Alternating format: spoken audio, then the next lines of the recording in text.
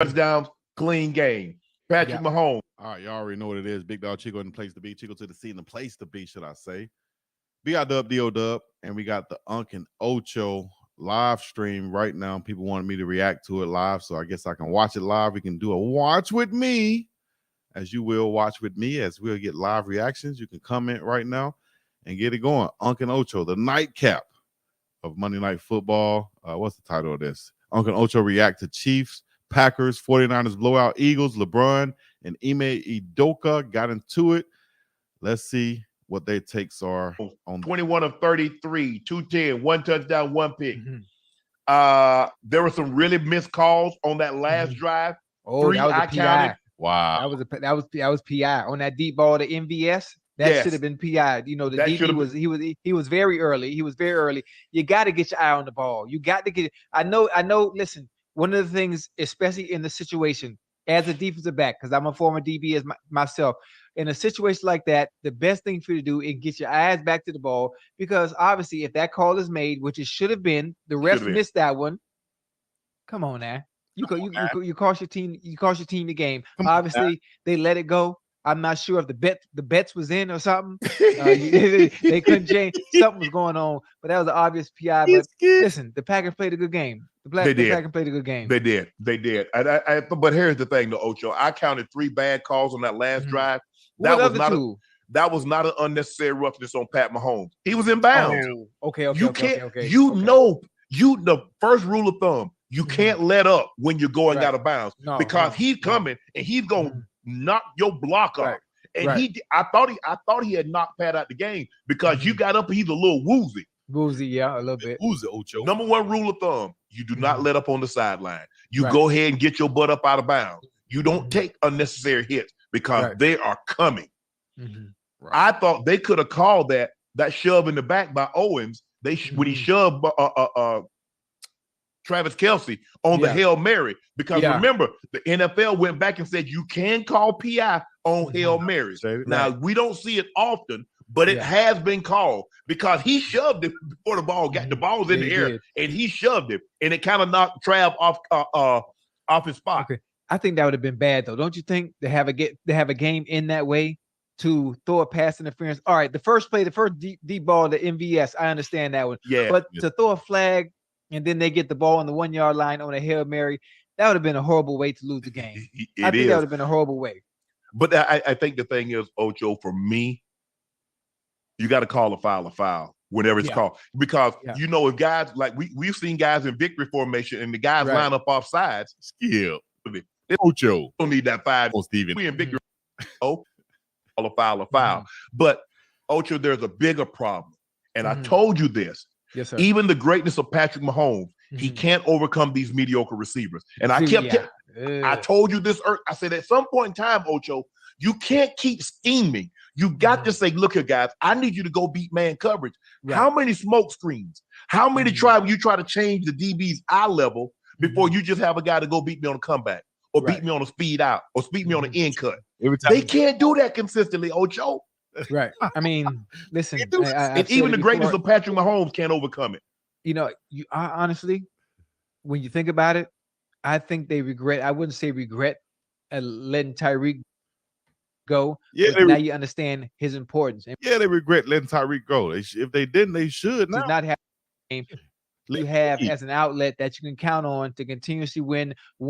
Come on, Ocho. Listen, the entire game, they was really basically playing man to man on everybody, because they didn't feel they had anybody adequate enough to get open in 1v1 situations. And that's exactly what you got. Look, I think the thing is, them cardiac frames on them hard, cardiac buffs. Look, they proven Pat Mahomes won the MVP. They won the Super Bowl without Tyreek. Yeah. But I think the mistake that you make is sometimes you're like, okay, we're straight. There are guys out there. You could have got a DeAndre Hopkins, a guy that can beat man coverage consistently. Right. And so now you pair him with Travis Kelce, and now you let Kadarius Toney, now you let Sky Moore, now you let Rashee Rice, you let them continue to grow, knowing you got 2 guys on a given play that can go consistently. Right. Even Patrick Mahomes' greatness can't overcome average to mediocre play at that receiver position. Yeah, guys catch a ball here or there, but Nah. Right. Because you're asking too much. And I know Pat Mahomes is great. He's historically great. But Ocho, you're asking him an awful lot to make chicken salad out of that chicken stuff he got going on. I think they're going to address the issue. They're going to have to address the issue. Either they're going to have to address it through the draft, but I think they should more so looking to getting a veteran, bringing the veteran there. There are a lot of receivers that are coming that are going to be on the market this offseason, and they need to go. They need to go find and get one of them. They got to. They got to address that issue because when they lock in on Travis Kelce, there's nobody else that Patrick Mahomes could count on and say, you know what, come hell or high water, I can count on this individual to make a play for me in tough times. Who can I put the ball up to other than Trav that can go make a play for me? Nobody. He keeps thinking about everybody has it. I keep thinking he's talking about Travis Hunter. If Travis Hunter was on the Chiefs, oh my gosh. Put Travis Hunter on the Chiefs. Put the ball up, they can go make a play. Right. And Kansas City doesn't have that guy because if Andy doesn't scheme up the perfect play, they can't get open. Right. And even Patrick Mahomes, I don't think they're not going to be able to stretch the field because they don't have a Tyreek. If they don't have a guy that can push the sticks. Well, I mean, MVS would be their burner, right? I mean, he's not Tyreek fast, but he is their speed guy. But they call this like, well, he wasn't gonna catch the ball anyway. That's why they didn't throw the flag. They're like, hell, he wasn't gonna catch it anyway. Don't do that. Ocho, you saw the ball he caught tonight. Patrick Mahomes threw him a ball, the man laying flat on his back. He catch it. He threw him one the other night. He hit him in his hand and he dropped it. He is the guy. Sky Moore. I've been waiting for Sky Moore to take that next step because he showed some things last year. You see how they can film anywhere? They can take their stuff anywhere and film and set up. Who knows where he filmed? Ocho, I'm filming right now in my closet, Ocho. Because think about this, Ocho. They scored 19 points. Think about it. Now, we've seen them. The Broncos, they scored under 20. Yeah. We've seen this before. I think it was Philly. They barely got 20. Yeah. So the points, and it was automatic. The last 3-4 years, if Patrick Mahomes needed a touchdown and a 2-point conversion, most definitely. Now you like, man, they ain't gonna do this. Right. That's how far it's the man went and got in field goal range in 13 seconds. Yeah. Now he could have two. He could have. It's hard to stop Pat Mahomes, though, but you got to have some weapons around him. Go ahead. Because of his greatness, I still, even though he had nobody to throw the ball to, because with it being Patrick Mahomes, I got to put it on my lips, Ocho. I got to keep my lips nice and crispy, Ocho. Come on now, I got Vaseline on my lip. My grandma always told me, keep a small travel thing of Vaseline, Ocho. That's why I keep, Ocho. Where mine at, Ocho? I got some around here somewhere, Ocho, where I keep the Vaseline in my lips and got to keep them nice and tight and crispy, Ocho. I don't know what I did with mine, but they're around here somewhere to keep my lips nice and crispy, Ocho. I still give him a 50-50 chance. That's how great he is. But once they address that issue at the receiver position and allow that young core to continue to mold and get better and get comfortable in situations where Patrick Mahomes can count on them, they will be all right. But they got to address it in the offseason and getting a receiver that can get the job done. Man coverage consistently. Yeah. Man coverage consistently. Who that receiver will be out of college right now, let me know. Who should the Chiefs try to pick up in the draft? Let's go to the game of the day. What we thought was going to be the game of the day. The 49ers blast the Eagles. Brock Purdy, 42-19 was the final score. Brock Purdy, 19 of 27, 314, 2 touchdowns. Debo Samuels backed up all that talk. Remember, Debo was talking that thing. Yeah, Debo said last year, y'all lucky that our quarterback got hurt because we'd have sent y'all home. But you know what? Everybody said, Debo, you just got sour grapes, blah, blah, blah. Debo said, no, I'm telling you, we watched them on tape, and their defense, especially that back end, is cheeks. And we know what cheeks are, booty cheeks. So they can be had. Debo had 3 touchdowns. Jalen Hurts, 25 of 45, 298, throwing for 1 touchdown, rushing for another. But the last 100 yards, that was junk. Because going into the fourth quarter, he had 196 yards. So the 49ers backed off, let him go up, let him go down the field. Right. So I'm going to disregard that last. It looks good on the stats, but he did not play particularly well. The Eagles offense looked inconsistent. The 49ers always felt that they could beat the Eagles. It was just was Purdy was hurt last year in the championship game, and we saw what happened today. Again, the Eagles 2 of 4 in the red zone. But guess what? The 49ers were in the red zone. Nice answer. 4 for 4. 4 for 4, yeah. You see, game that could have. They think about it, Ocho. Nice answer right there. That's what I was looking for. Zay Weaver to the Chiefs. What? As bad as they were played in the first quarter, they scored a touchdown in the second quarter, and guess what? They got the lead. Yeah. And once they got that, it was a wrap from there. Listen, Ocho. The Eagles' offense didn't look to par. It didn't look like what we're used to seeing. They kept Jalen Hurts on the run. They had him uncomfortable the entire time. He wasn't allowed to set and throw. And there were multiple plays where I felt like, wait a minute. Do the 49ers defense have the goddamn Eagles game plan? Because every time he dropped back, he was scrambling and he had so much time to throw. And it was a cover sack every time, over and over. The first down, second down, third down. Even when they tried to run. Not like the season a high pick, though. I thought the thing with the 49ers had a breakdown, and I'm sure Steve Wilson is going to talk to him. You got to keep him contained because if you look at it, a lot of his plays he made outside of the pocket throwing on the run. And so a mobile quarterback, you want to make him go away from his dominant hand. He's a right-handed quarterback, make him roll left. Go to the left, You don't let him go to his dominant hand, but you try to keep him contained. If he beats me from throwing from the pocket, I can live with those results, Ocho. I can't let a mobile quarterback get outside. I can live with that. They played a good game. Outside of the underneath in the run and catch situations, everything 10 yards and more, man. They're challenging everything down the field. And everything. And they right there on his hip. Yeah, right on his Ward. hip. Yeah, Ward as opposed to what we're used to seeing, with AJ Brown, Devontae Smith, being open. Yeah, it was a different ball game tonight. They did a great job. And when you look at what they're able to do, you look at a Debo, put the ball in his hands, he can go. Debo is a running back once he gets the ball in his hand. He's not the typical wide receiver. Right. And you look at IU, tremendous run after the catch. Yeah. You look at Kittle, great run after the catch. You look at Christian McCaffrey, tremendous run after the catch. All the guys, but what did I tell you, Ocho? You see those jailbreak screen that hit the Debo? Yeah. You see IU? You see those receivers blocking downfield? That's what you got to see. That's the difference between a 10-yard play and a guy hitting his head on the goalpost. I got a question. How come the smoke screens and the receiver screens work for the 49ers, but the smoke screens and receiver screens don't work for the Chiefs? Because those are big physical receivers. Debo's a physical receiver. Remember I told you, normally in the West Coast, your receivers got to block.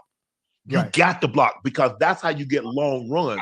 That's the difference between a 20-yard run and a 50-yard touchdown run because receivers are knocking DBs off the guys down the field. Right. If you go back and look at that touchdown, I know you remember it when Garrison Hurst broke that 96-yard touchdown run in overtime. And what was T.O. do? T.O. You see T.O. booking it? Yeah. Come on. And you see T.O. walks him all the way to the end zone. Down. Yeah, I remember that. That's what you got to have. You watch. When those guys catch smoke screen, you look at Kittle. When they run that flip talk, you see Kittle. Kittle heads on the swivel. He looking. He said, "Come on, Debo. Come on. Yeah. Come on, Debo.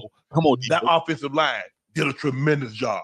That silverback out there, Trent Williams. People ain't trying to see him. Everybody want to go to Big Trent. Probably the best tackle in NFL. I'm saying probably.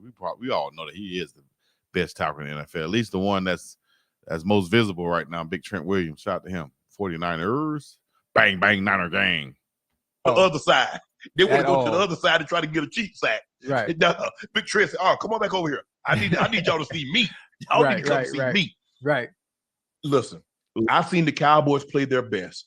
I've seen Buffalo play their best against Miami. But can't anybody step on the gas? You see what happened, Ocho? They got the ball 6 straight possessions, Ocho, and got Tubbs against what everybody said that was the best team in the NFL, considering they had only lost one game. And they find ways to win. And that's a nice, but see, for me, I look at the front seven, I say the front seven pretty good. But that back end, can be had. The back end can be had, but the front seven and the front five is so goddamn good and can apply so much pressure as opposed to when you're playing somebody outside of the 49ers who are able to match up very well as far as their all line is concerned. So then you get exposed a little bit. You get exposed a little bit, and you play an offense like the 49ers that can do goddamn almost everything. Yeah. And this is the results that you see. But if they were playing any other team. Hold on. What happened to Chandler Jones? I didn't mean to stop that. But what happened to Chandler Jones? Okay. Turnovers the equalizer. Because I still believe, because the thing is that even though the Cowboys hadn't run the ball. Post bizarre video crying about Josh McDaniels and Aaron Hernandez.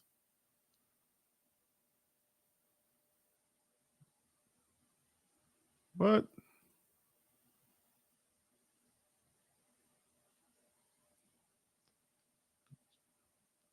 I don't know what happened to Chandler, dog. Man, that's John Jones' brother, just in case y'all don't know. Also, Big Art Jones, who played for the Ravens.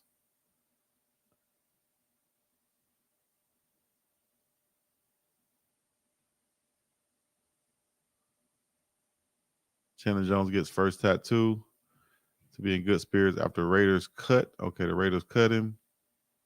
So I don't know what happened to Chandler, dog. That's messed up. Shout out to Chandler Jones. Hopefully all is well on his end. He exposed Josh McDaniel for snorting coke too. What? Ladies and gentlemen, boys and girls, we might have some breaking news right here. I will have to search for it and find out and see. Dang.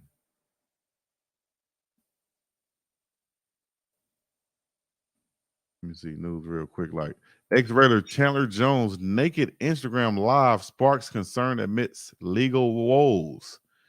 Chandler Jones' arrest video shows NFL star rambling to cops, "I'm a millionaire. I'm a millionaire." Six Sad World of Sports, Brandon Miller. Hold on, let me share this with y'all, man. Share this with the Chiznaye, the chat. Y'all see that? Damn, Chandler.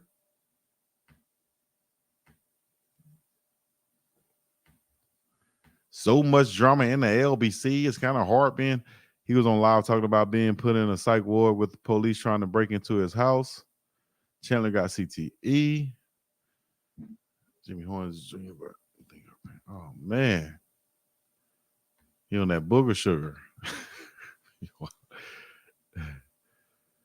Tell him to lay off that. Oh, man. I got to go check this out, man. I got to check this out.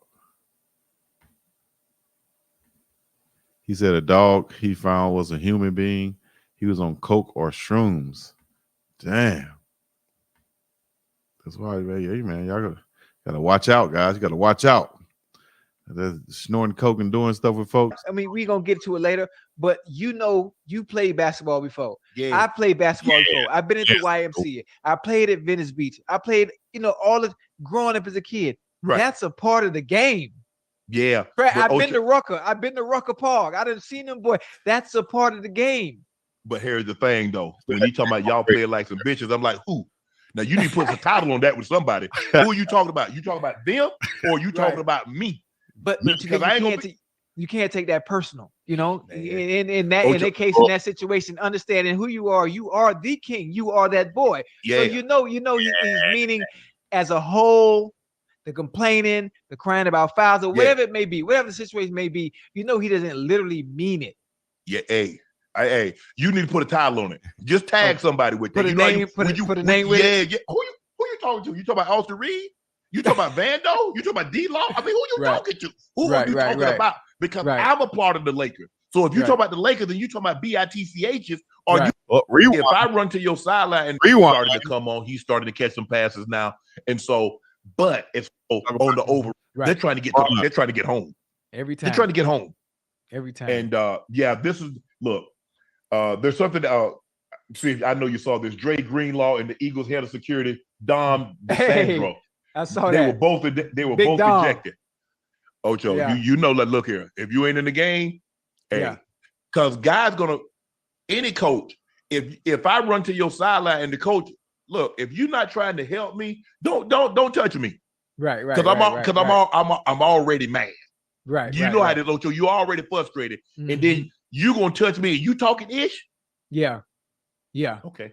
Yeah, I mean, it's obviously, both of them are wrong. Both of them are wrong. You got to be able to keep it cool as a player, and also Big Dom as the head of security for the Eagles. you already know. You already know. So look, cooler heads will prevail. I mean, I'm sure they won't make that. They did once they got to the locker room because they figured threw their ass out. Out the game. But listen, I think the refs, you got to understand the circumstance at the time. As I understand the ref, you got a job to do, but as a player, it's the heat of the moment. You really don't mean to do anything wrong.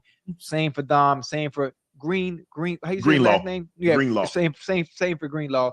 But listen, you're losing like that, man. At that time, you know how he is, Ocho. Oh yeah, listen, I know very well. And we're gonna talk about this a little later with Ime Udoka and LeBron, because you know you're on the sideline, man. Get your what up out of here. Yeah. What you say? Yeah. Okay. You're not in. Yeah. Hey, you're not in no pass now. I tear your ass up. Yeah. But listen, LeBron. I mean, we're gonna get to it later. But you played basketball before. Yeah. I played basketball before. I've been at the YMCA. I played at Venice Beach. I played, all of growing up as a kid. Right. That's a part of the game. Yeah. I've been to Rucker. I've been to Rucker Park. I didn't see them boy. That's a part of the game. But here's the thing, though. When he talking about y'all play like some bitches, I'm like, who? Now you need to put some title on that with somebody. Who are you talking about? You talking about them or you talking about me? But you can't take that personal. In that case, in that situation, understanding who you are the king. You are that boy. Yeah. So he's meaning as a whole. The complaining, the crying about fouls, or whatever it may be, whatever the situation may be, he doesn't literally mean it. Yeah, hey, you need to put a title on it. Just tag somebody with that. Put a name with it. Yeah. Who you talking to? You talking about Austin Reed? You talking about Vando? You talking about D-Law? I mean, who you talking to? Who are you talking about? Because I'm a part of the Lakers. So if you talk about the Lakers and you talking about BITCHs, are you including me in it? Because I need to know. I need to get a little closer because I don't know if I heard you correctly. Because I could have sworn you said female dog and you referred to the Lakers. So let me get a little closer to make sure I heard you right now. Now, what you say? Yeah. I mean, I understand. Listen, I honestly, that trash talk, that's good. That's good for the game. Even listen, remember Spike Lee and Reggie Miller, or Spike Lee and Michael Jordan. Just having it was Spike Lee and Scottie Pippen. When Scottie Pippen told him to sit your ass down. When he dunked on Patrick Ewing. Oh yeah. But here's the thing, Ocho. You got to be careful calling a man a female dog because remember what I told you Thursday. Everybody don't play like you play. You're right. But you got to understand, he doesn't mean it literally. He doesn't really mean you are a bitch. It's just the fact that y'all might be playing like some doesn't mean you actually are a bitch. I was in the game one time and I called a dude a mofo. He's like, Sharp, I ain't gonna be too many more mofos. I said, you that one. You don't gotta be no more, but you that one. Man, I had to come back with something quick. Okay, I ain't gonna call you no more, but you that one. Yeah. Take that one with you. But yes, sir. All right.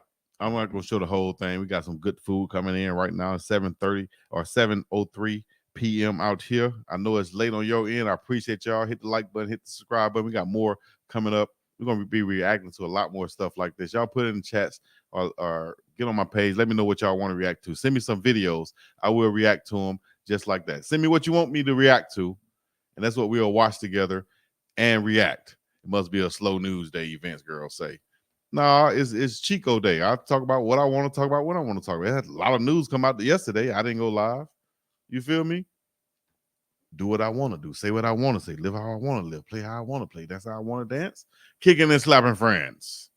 It's the Adams family. Too legit. Too legit. Too legit. Too legit. Too legit.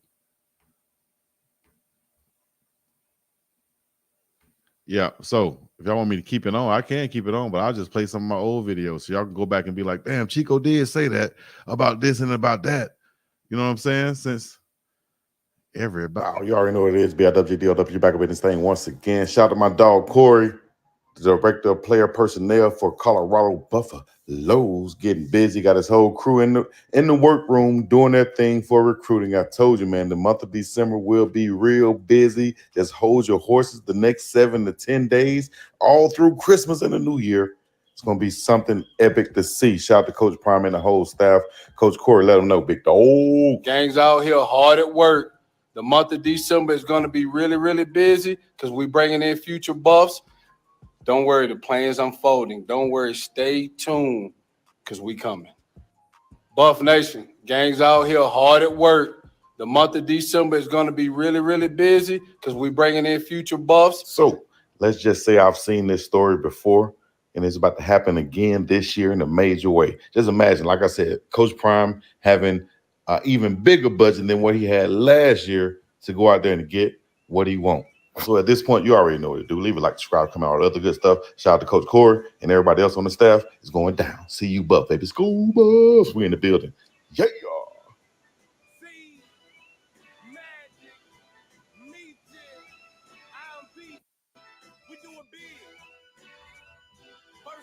Listen, you're in a privileged position to learn a thing or two. Keep your mouth shut and your ears open. Church. All right. So those are our 4 right now. We're going to add a 5th to each of these categories based off of y'all comments that come in. How about that? We'll go back and add a 5th based off of y'all comments that come in. Okay. So saucy player of the year. All right. We're going to call this saucy player of the year. Don't take it the wrong way. Saucy mean in this book right here, we're going to say who has the most sauce, who's the freshest on the field, who dressed the fresh, who looked the cleanest, who came out there with the most drip. The saucy player of the year for the CU Buffs. Who y'all got? Oh man. All right. I forget. Am I going first or second on this one, Big Dog? Go ahead and go first. I'm gonna let you go first. It's all good. All right. I'm gonna take this one.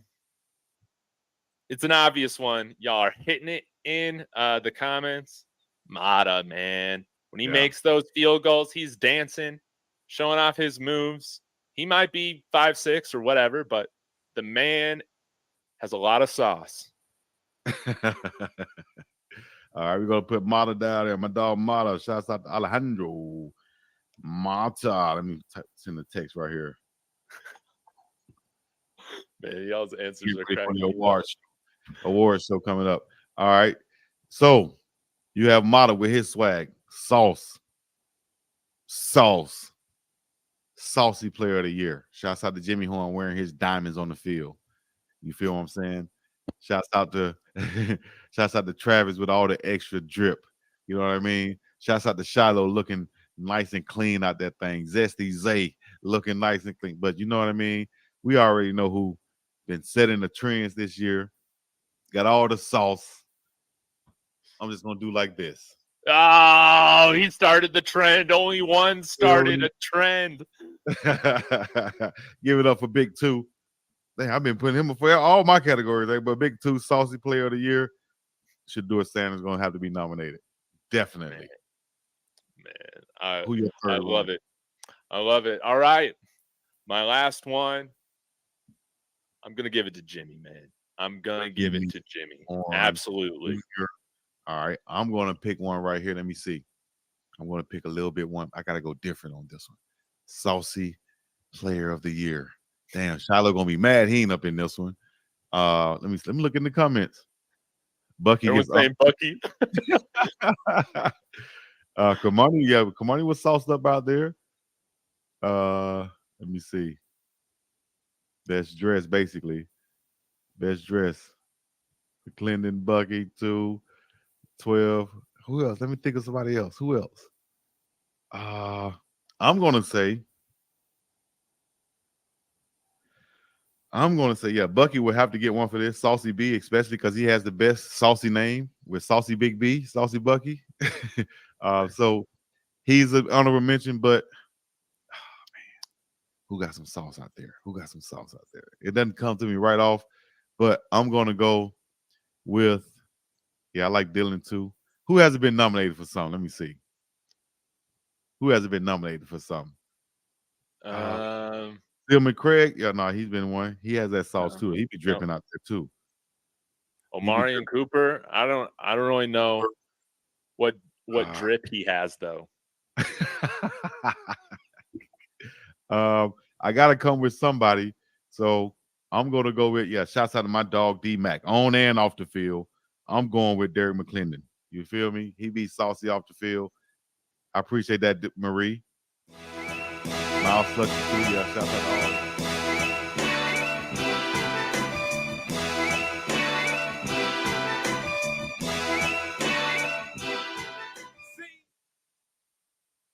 For a bag to go down to Texas A&M. Now, I will say this: Texas A&M got a huge bag, dog.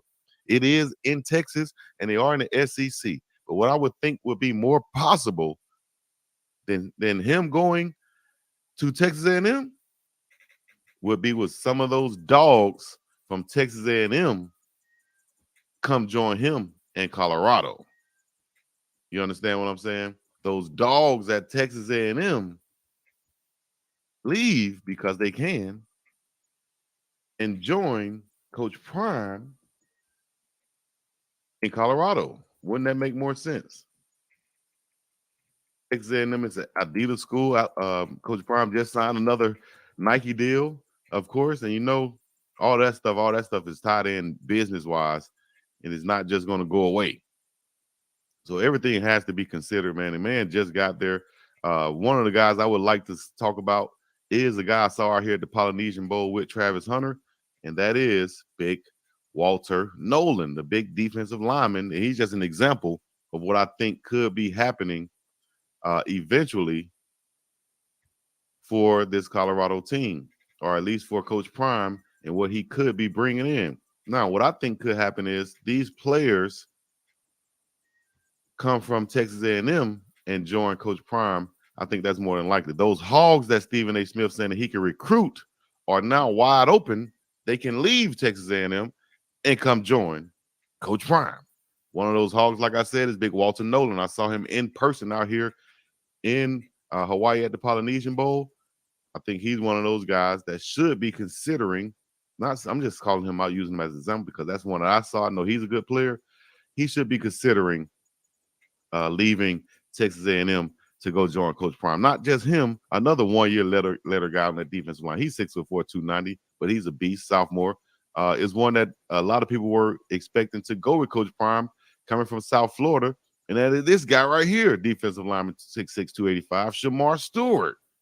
He's one. Yes, we would take these guys right here because he's one of them. Him, Shamar Stewart, and Walter Nolan. But I would say we need some big 330 guys up that middle also, the middle of that defensive line. Nolan and Stewart would be amazing, along with a couple of guys from Michigan State who lost their coach also. So their guys are now available to just dip out, right? But I'm just looking at examples of the guys who could dip out of Texas A&M now, but they have such deep pockets. Are they paying these guys to stay, paying these guys to play? What's the deal with that situation? I want to get some comments. Let you guys come in here. Let me see what y'all talking about, what you got going on. Need at Colorado right now. Yes, we would take these guys right here because he's one of them. Him, Shamar Stewart, and Walter Nolan. But I would say we need some big 330 guys up that middle also, the middle of that defensive line. Nolan and Stewart would be amazing, along with a couple of guys from Michigan State who lost their coach also. So their guys are now available to just dip out, right? Today, but this is what I'm thinking about Coach Prime. I don't think he's leaving. I don't think he would leave. I don't think he's considering leaving. It's very tempting because of all the money, but we good right here, dog. We comfortable. We got money. We're making something happen. We're heading to the in the right direction. We're not just here for the short haul and just jump up and leave because somebody else came with a bag. If anything, these guys can come play with me. They can come over here to Colorado, dog. We continue on what we're trying to do. I hope Chico plays the background theme music. Shouts out to D Hall. The H family says not happening. Stop. He ain't going nowhere, Salty Betty said. He leaves not this year. Prime not going there. There you go. If this rumor came out.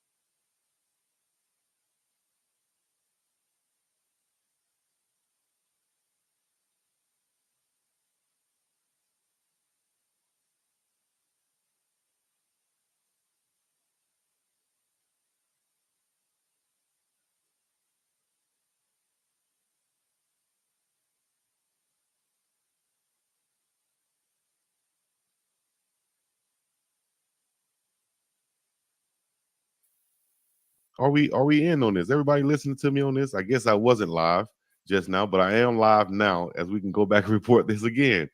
Apparently, allegedly, it's been reported that Colorado Rose Bowl theft reportedly committed by alleged recruits visiting UCLA. Shouts out to everybody who just joined in. This is breaking news. Just came across my desk, my table, my screen.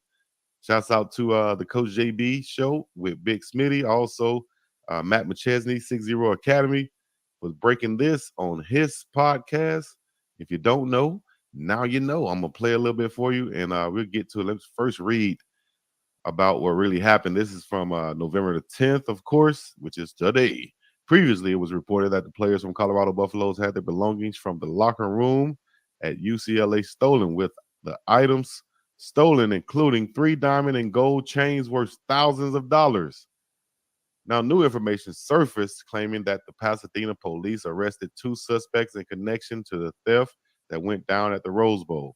According to Matt McChesney, a Colorado alum and co-host of the Coach JB show with Big Smitty, the 2 players are allegedly responsible, came from Beaumont High School. According to Jason Brown, the news came straight from the player's coach. The Pasadena police issued a statement saying our detectives worked diligently to follow up on leads, which resulted in the quick execution of search warrants. The investigation will be ongoing. More information will follow as available. The 2 suspects were underage and held for the alleged jack move. Stay tuned for more updates. All right, if we go back to the original post, Deion Sanders, Colorado Buffaloes lost to the UCLA Bruins 28-16 over the weekend. And to make matters worse, some Colorado players filed a report over stolen jewelry. Footage has surfaced of some players speaking to officers telling them their chains had been stolen out of their locker rooms during the game. The players blame security for not doing their jobs and deterring people from stealing their valuables. At least 5 players reported that they had items stolen, including 3 diamond and gold chains worth thousands of dollars. UCLA police are currently investigating the matter, according to Sports Illustrated. So let's get to the comments made on the 60 Academy, the Coach JB show with Big Smitty. Here we go. Y'all let me know what y'all think out there. It's going down in a major way. This is breaking news. Once again, they saying fake news. Y'all think it's fake news? Y'all think they blaming it on the kids? What do y'all think? No fake news. They also reported that some of the guys got their stuff back, but some stuff still missing. Is it because they got it back because they found out who it is? We're going to give you the source right now from his mouth and let y'all know. They're saying fake news all around.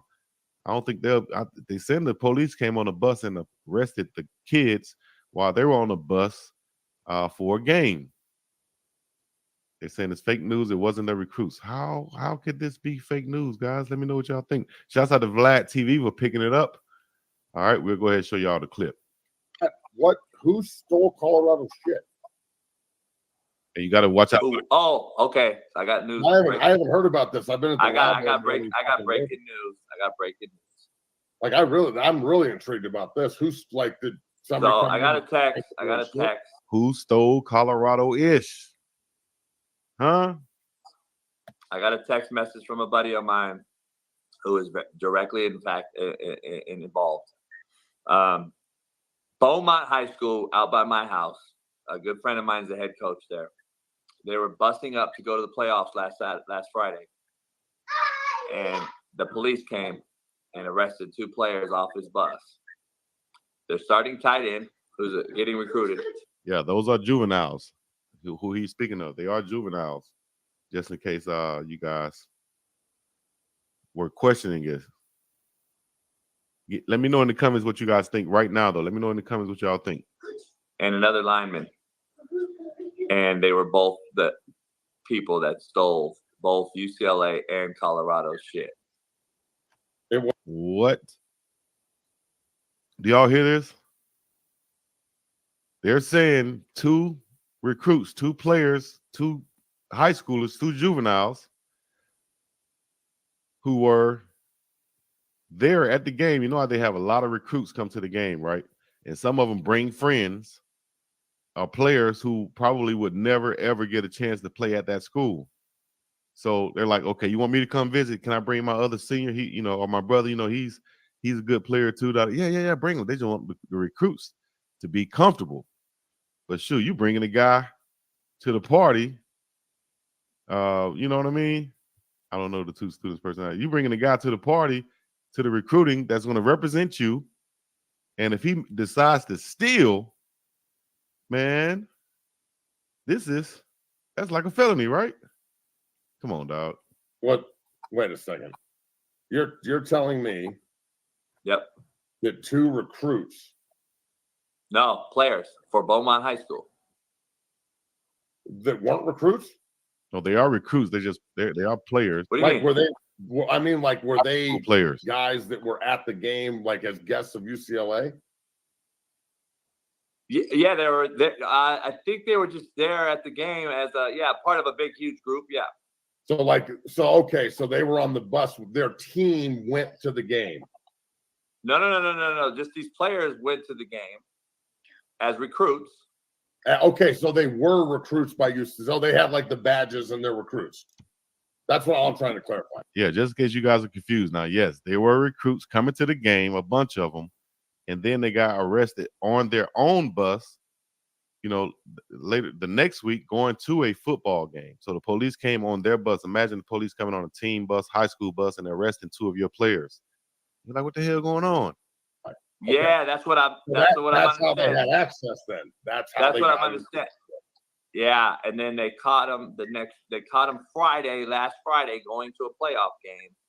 They caught him last Friday, and pulled him off the bus, and arrested him. Dog. Wow. And my buddy's a stand-up dude. Wow, man, that's not cool. Great dude, stand-up dude. And he just decimated, you know, that his players would do that. And you know, from what I've heard, this is what I've heard from a good friend of mine.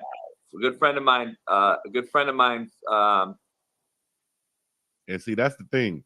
You got to realize that, you know, some people bring guys with them, like I said earlier, and those kids can do whatever they feel like. You never know what happens, but I'm here to report this, and that's what's out there. I want you guys to let me know what y'all think in the chats. Get in there.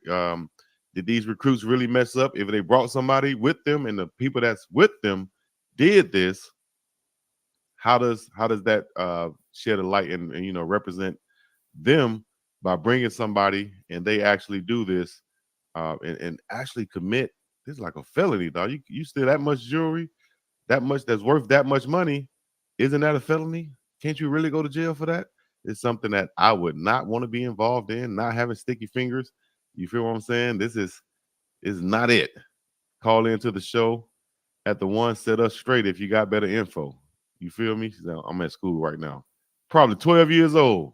But that's the news, man. Let me know what y'all think. Leave a like, subscribe, comment, get in the chats, and leave your comments. Share this thing. Let people know that it's going down, that they just said.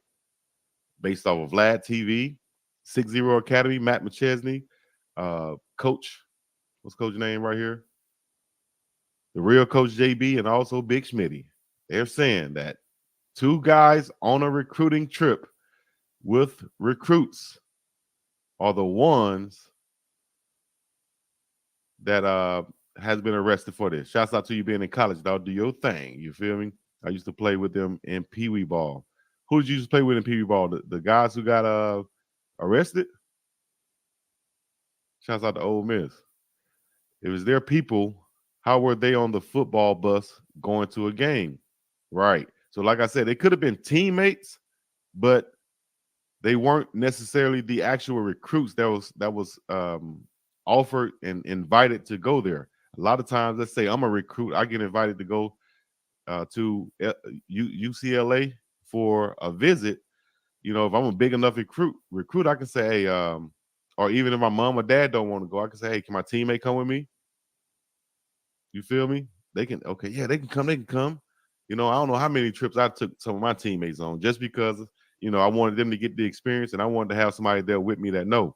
But if they would have decided to steal something, that would have been crazy. I remember going to Auburn on their recruiting trip and they had a box full of gloves as big as my table, right? Big as my desk. Nothing but used gloves that they probably used probably for practice, 1 or 2 games. But they said we can get all the gloves we want out of there and go home. Man, I grabbed, like 3-4 pair. Guys with me grabbed 3-4 pair. Next thing I know, my whole high school team had gray gloves from Auburn, But looking back on it, I remember telling them, don't get too much. Like, I'm gonna get 2 or 3 pair, but don't go off too bad. Y'all not here to ask the recruits, but they're there to get what they can get, dog. And coming in to a situation like that, I can see what happened. Hopefully they get all their chains back. Only 2 of the 5 were getting looked at. Exactly. See? So the other ones was out there trying to see what they can look at and see what they can come up off of and see what they can get. Everybody was out there for themselves, it seemed like, and they were willing to steal from both teams. So I bet you now schools are going to be checking these recruits who coming and who are they bringing, and they might have to vet everybody who they bring. Send a message out to recruits, and this will not be tolerated. Exactly. No, they won't be tolerated. I'm sure they're going to find a way to change this up and to get it to where if you're coming and you got a guest, that guest got to be next to you the whole time, tied in at the hip with you. There's no way that guest can be roaming in a locker room and things of that nature. This is crazy. So I'll play it back for the people who missed it in the beginning, and I'll go ahead and read it back one more time.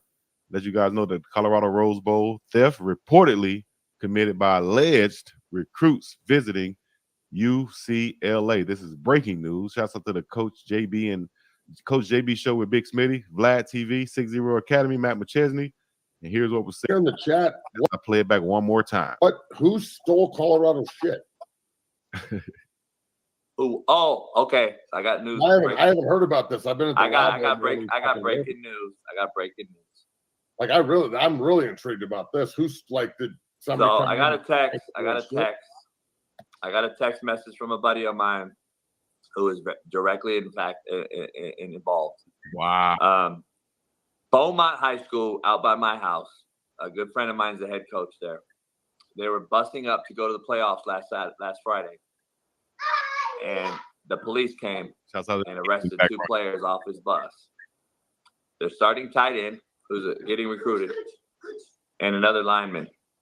Starting tight end who's getting recruited and another lineman. And they were both the people that stole both UCLA and Colorado's shit. Wait a second. You're telling me? Yep. That 2 recruits? No, players for Beaumont High School. Dang, putting them on blast too. Beaumont High School, the players. All of this is alleged now. This is just coming from this guy's mouth, Coach JB. All right. That weren't recruits? What do you mean? Were they guys that were at the game, like as guests of UCLA? Yeah, they were. I think they were just there at the game as part of a big, huge group. Yeah. So they were on the bus. Their team went to the game. No. Just these players went to the game as recruits. Okay, so they were recruits by UCLA. So they had like the badges and their yes, sir, recruits. That's what I'm trying to clarify. Okay. Yeah, that's what I'm. That's how they had access. Then that's what I'm understanding. Yeah, and then they caught him. They caught him. That's the bold thing. They bold enough to go to both locker rooms, or did they go at the same time? Did they hit them at the same? Hey, dog, you go over here. I'm gonna go over here at the same time. Nobody watching. Let's say we got to go use the bathroom. You use the bathroom in UCLA. I'm gonna use the bathroom in Colorado. Nobody's in there. Take what you can. Cameron has this. This player got that. We've seen them on the Instagrams. We're gonna take that stuff. Kleptomaniacs. Last Friday. What we used to call it back in the day was roguish. What y'all know about that? Man, you roguish. You stealing stuff. You roguish and you're a kleptomaniac. That's crazy. Going to a playoff game. They caught him last Friday and pulled him off the bus and arrested him. Dog. And my buddy's my buddy's a stand-up dude. Wow, man. That's not cool. Great dude, stand-up dude, and he just decimated, that his players would do that. And from what I've heard, this is what I've heard from a good friend of mine.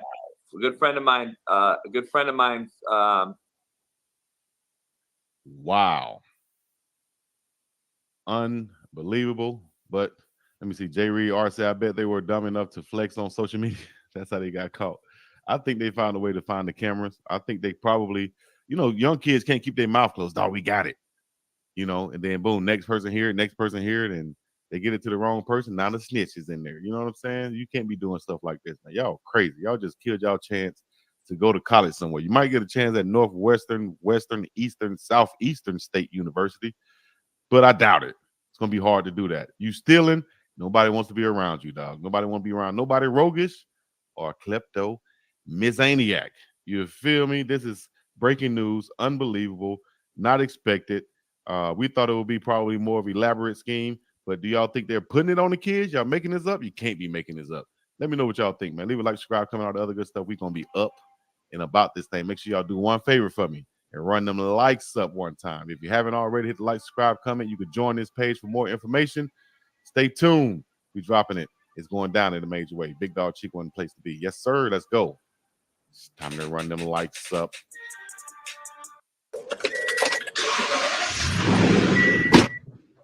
Okay. All right. We're live, but I just wanted to come in here and just tell you guys, as everybody come into the chat right now, yes, I'm coming live. I had to come live from the vehicle, as they say, real quick, because of course everybody probably seen the news before me, but I just saw the news of what I've been saying in the first place. Coach Prime just announced it though during the meeting, and I also brought in Coach Kevin Mathis to praise Cormani McClain. They also posted video of Coach Prime really coaching Cormani and coaching them up specifically for this week. And it kind of goes exactly into hand what I've been saying all along. For one, he's a gamer. For two, we had to wait on the standard to be the standard, because we can't compromise the standard, especially in front of everybody while everybody's watching. Two, he naturally has matured and he's ready to go now. Three, this is a perfect game for him against a passing team, but they do have a balanced offense, but they do have a big wide receiver, 6'5", T-Mac, who is probably better suited for Cormani McClain to kind of shadow the whole game. They're both similar in size. Of course, T-Mac is a year or two older, and I just think that'll be a better matchup, and Travis can concentrate on the other side of the field. But put him out there, let him play. You've already been coaching him up on the sidelines. Like I've been saying, you need to have somebody in his ear each and every play on the sideline, going through it with him. You got to be excited now, though. You got to be excited to see Cormani McClain out there on the field and doing this thing like we know he can do, because it's getting ready to go down in the major way. If y'all don't know, I told y'all my prediction for Travis Hunter and his picks and his catches and everything is on point right now. He's headed right that direction. All we need to do now is get to my prediction of Cormani McClain. And I think my prediction of him was, I know my prediction of him was having 3 picks on the season. That means he has to get 3 picks and 3 with as possible. Travis will have at least 4 picks and a touchdown. So Travis is due for a defensive touchdown coming up. But Cormani McClain on the field, that's sparking new life in the team, just like trying to spark new life in the offense of bringing in a new play caller. That's going to really come and really blossom this week, as he's had the second week and another week of installation, a second week of calling and driving his car, as Coach Hayes has to say, But you got to be excited now. You got to be excited to see coaches and them excited to have Cormani McClain and Coach Prime speaking positiveness, towards Cormani, saying you're going to have a good game this week. It's going down this week, and you're going to ball out, dog. You're going to play a lot. It ain't going to be no in and out type thing. You're going to go out there, you're going to ball out, you're going to do your thing this week. And I think it's the perfect type matchup for him with a big, tall, rangy receiver like Tetairoa McMillan is. So I think that's going to be a great matchup. I think also Coach Prime can go ahead and let loose of anybody else who's ready to go and who's been, doing what they're supposed to do, first of all. But they are ballers, and we know they're ballers, and they just need that opportunity to ball. For whatever reason, they haven't been afforded that on their end or the coaches' end, whoever. But I think now, coming up with these final 3 games and what Coach Prime want to do and present and how you want to finish up this season. And we got to get to a bowl game, dog. And if we get to a bowl game, that's you know, the hype train and the fanfare and everything continues. It doesn't end when the schedule ends. You dig? It's going down, man. Cormani McClain in the lineup. Right now. Not right now, but right now. Yes, sir. With the blesser. Oh, now Shadow reacts. Rosecrans, what's happening? Rosecrans Bory in the building. B. Slayton. Big Jen, what's happening? Big Jennifer. Moni in the middle. What's she at? In the middle. Cameron Fairchild. Oh, now. Maya, what's happening? I'm calling you Mia. Mia or Maya? Mia or Maya? One or the other. Both of them. How about that? Run the Table Sports TV. Big Dog, yes, sir. I just posted about money. Hey, send me some stuff, dog. I'll post it on my page, and then I'll tag you in it to get your page running up. I like your content. Keep it coming. Hit me on Instagram. You dig? I got you. I'll post your stuff on my page if you want to. If you don't want to, you ain't got to. But I'm offering. I can do that for you. You dig? Excited for Cormani. The coach has been pouring into him, and he has matured. Definitely has matured. Responds to positive reinforcement. You gotta love it. I like it. You gotta love it to see a young fella do that type of stuff and respond like that as such a young player. But he I think it's in him, and he wants to get on the field. Just like I was talking to Rod Ward, dad, about having that dog in him at a young age and realizing it and noticing it and harnessing it and stuff. That dog is in some of these guys. And at this point in the season, the last home game, you better believe some of them ready to put on for they city, dog. Shouts out to the Headache Gang CEO and his tag team partner, Rod Ward. Somebody got to come up with a good tag team partner or good tag team name for them. Because I call them, you know, the hard-hitting safety duo. We need a name for them, tag team partners for WWE. Goodness gracious. WWE, I'm looking at got this. Okay, there it is. All right, here we go. Who can come up with a WWE name for Rod Ward and Shiloh Sanders for the 2 hard-hitting safeties? They're the tag team champions back there, man. They're going to do something big this week. Shouts out to my boys coming in to play from Arizona, but I think it's going to be a tough week in Colorado for them Arizona Wildcats football. Headache Twins. Brothers of Destruction.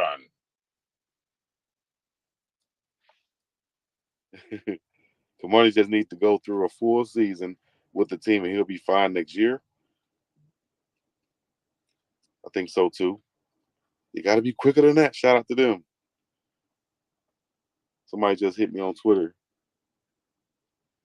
That's real, bro. For sure. I got you, dog.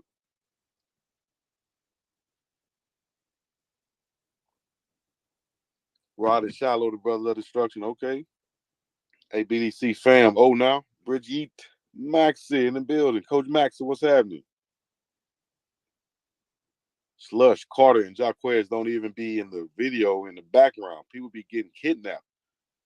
Listen, y'all got to understand. Also, I would say this, Cam. The video ain't going to show everything. It's just going to show nips and pieces. That's why I kind of held off on the reactions, because we just reacting to what they're showing, not really like the game plans and stuff, because they're not going to show all that. You dig? They're not going to show that stuff. So I think you might see Tisdale in the game this week. Vito Tisdale, a backup safety. We some head busters. The head busters back there. Tremaine Young, oh now. Country Tone in the building. Y'all holla at Country Tone. Get that music up. Y'all get on his page. Subscribe to his page also. Shout out Reactions. Subscribe to her page. Yes, sir. Eric Jenkins, Migraine and Tension. I thought you was about to say you have him on Migraine with some tension, but Migraine and Tension would be their nickname. Would be their tag team coming to the stage. The tag team champions of the world. Migraine and Tension. We'll get that one. What y'all rate that one? Gotta come up with something else. We gotta come up with something else. Something that's gonna be catchy for them boys, man. But Cormani and Travis, what they call it? Hunter Ave and Travis. Hunter Ave and Travis Lane. I'm Travis Lane. Hunter Ave and Cormani Lane. Oh, wait. McClain Lane. That's what they call it. That's what I'm tripping. McClain Lane. Hunter Ave and McClain Lane. Get it right, big dog. Goodness gracious. Hunter Ave and McClain Lane. Come to that neighborhood, you might get picked off. Where you live? On the corner of Hunter Ave and McClain Lane? They picking off everything over there. You come over there, they picking it off. You might not return if you go to Hunter Ave and McClain Lane. I don't like it over there in that hood. The kids don't play fair. They stole my bike last time. They took my ball. What they did to that, son? On Hunter Ave and McClain Lane. You better stay from over there on Hunter Ave and McClain Lane. Hunter and McClain. Over there mess with them people. Boy, don't come back over there. Don't come back over there. Don't go back over there with that mess. Messing with them people. On Hunter and McClain. Cormani could have went to any school in the nation. For sure. The former CU student is looking at Shador like food. Oh, shout out to Motrin and Motrin. All right. I like that Motrin and Motrin. That remind me of my mom when she used to be taking them she had a migraines. Go get a Motrin and Motrin. Go get a Motrin out of there. Go give me 2 Motrins. Motrin and motion. All right. The former CU student is looking at Shador. We was talking about Taylor Upshaw posting that Mike Tyson clip saying basically that he about to come out to Shador. He licking his chops. I hope Big Tank and them hear that and see that. I know the bodyguard, Tyler Brown, wouldn't be having that stuff, dog. Tyler Brown in the weight room working like you know what. That boy gonna be like, he gonna look like Mark Henry next year. Hopefully, I'm gonna text Tyler this too, because I just had this thought. I'm gonna tell Tyler Brown, hey, make sure you get big David Connor in there with you, because David had that pec injury, but he should be at least, trying to get in those squats with Tyler, so he can get super strong too in the places that he can't lift as much. So those two at the left guards and the right guard, I'm gonna love it. Big Tyler Brown and big David Connor. Shout out to them. David Connor got a student of the week this week. Academic player of the week this week. Shout out to David Connor.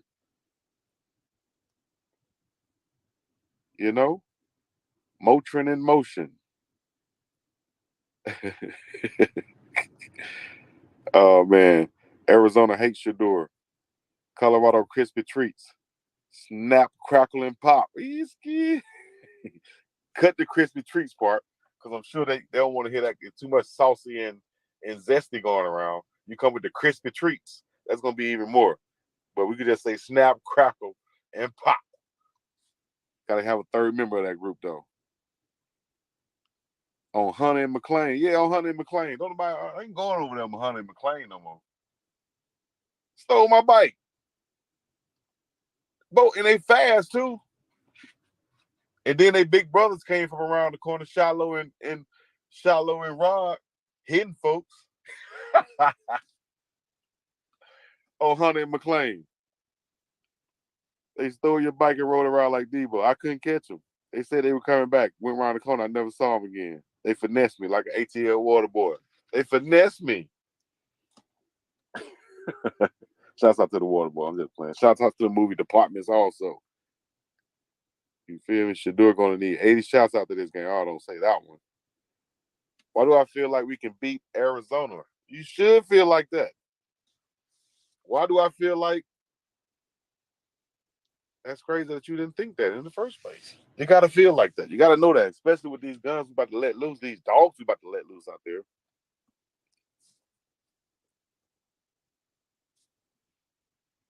Tyler Freight Truck. Tyler Brown would take that personally Oh, okay. Tyler Brown will take that personally. AF. I don't know about this O-line. Tyler's going to be in beast mode for real. Mark Henry training them next year. That'll be cold-blooded. Cormani is going to be good for sure. Watch the one. Been saying that now. Yeah, David Connor came from Florida, but he's from Atlanta, from the ATL. Shouts out to the ATL, Shouty.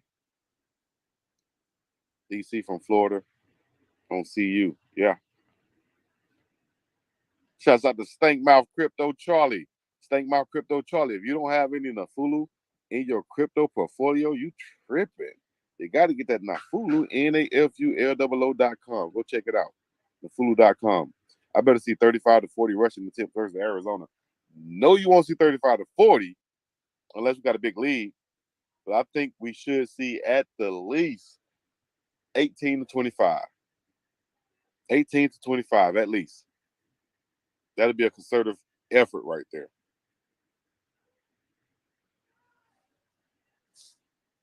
Facts, because that whole fired them before is beyond that now. Shador ain't healthy all the way. Tyler needs to be cussing that O-line out. I want to see one surprise win before the season over with. One more, should I say.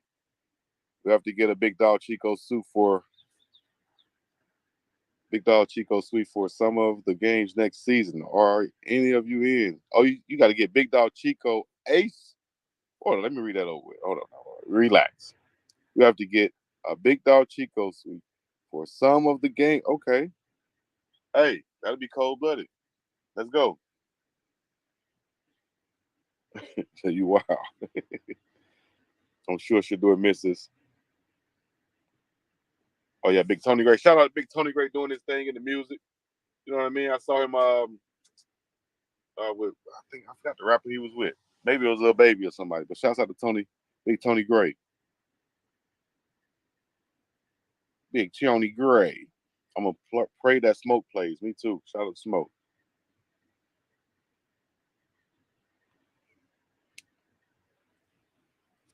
Tyler looked good working out. He's in top form.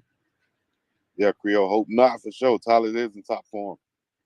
176 watching, only 40 likes. What? They can't see my ugly face. They like to see my ugly face for some reason. BiggDogg Chico, how you doing, bro? I'm good. Steven Charles. 09 Camera Fairchild. DD. BB. The one. Stankmouth. Can we get Smoke out the negative 2-yard box? Definitely, dog. Let's do that. I would start tossing the ball to Dylan via the formation. I would love to see toss to Adam Hopkins here. I would like to see Dylan on a couple of jet sweeps.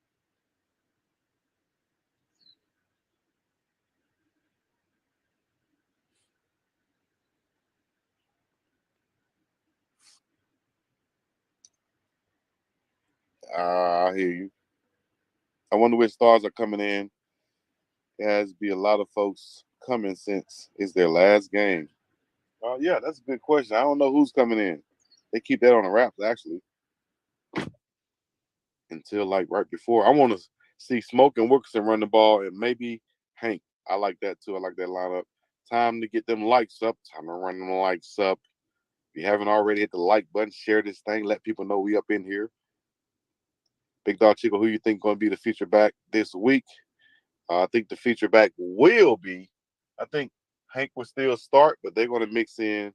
I think Savion will be back there a lot this week. And why not? Master P, you about it. Master P put Coach Prime on the cereal box. You feel me? That's cold-blooded. Snoop and Master P cereal box, I like it. Wilkerson would start. That'll be cold. Wilkerson start. Free Smoke. But look, I just wanted to come on here real quick and say, you know what I mean? I told y'all in the comments because I did tell y'all about Cormani McClain. This one hasn't even been monetized right here. This is just, I'm just on here real quick. You know what I mean? I'm about to run in the store, get what I need to get, and then I'll come back and get on live a little bit later on. All right? I'll let your boy. We up and about the same piece in the middle. Sure, y'all. On Hunter and McClain.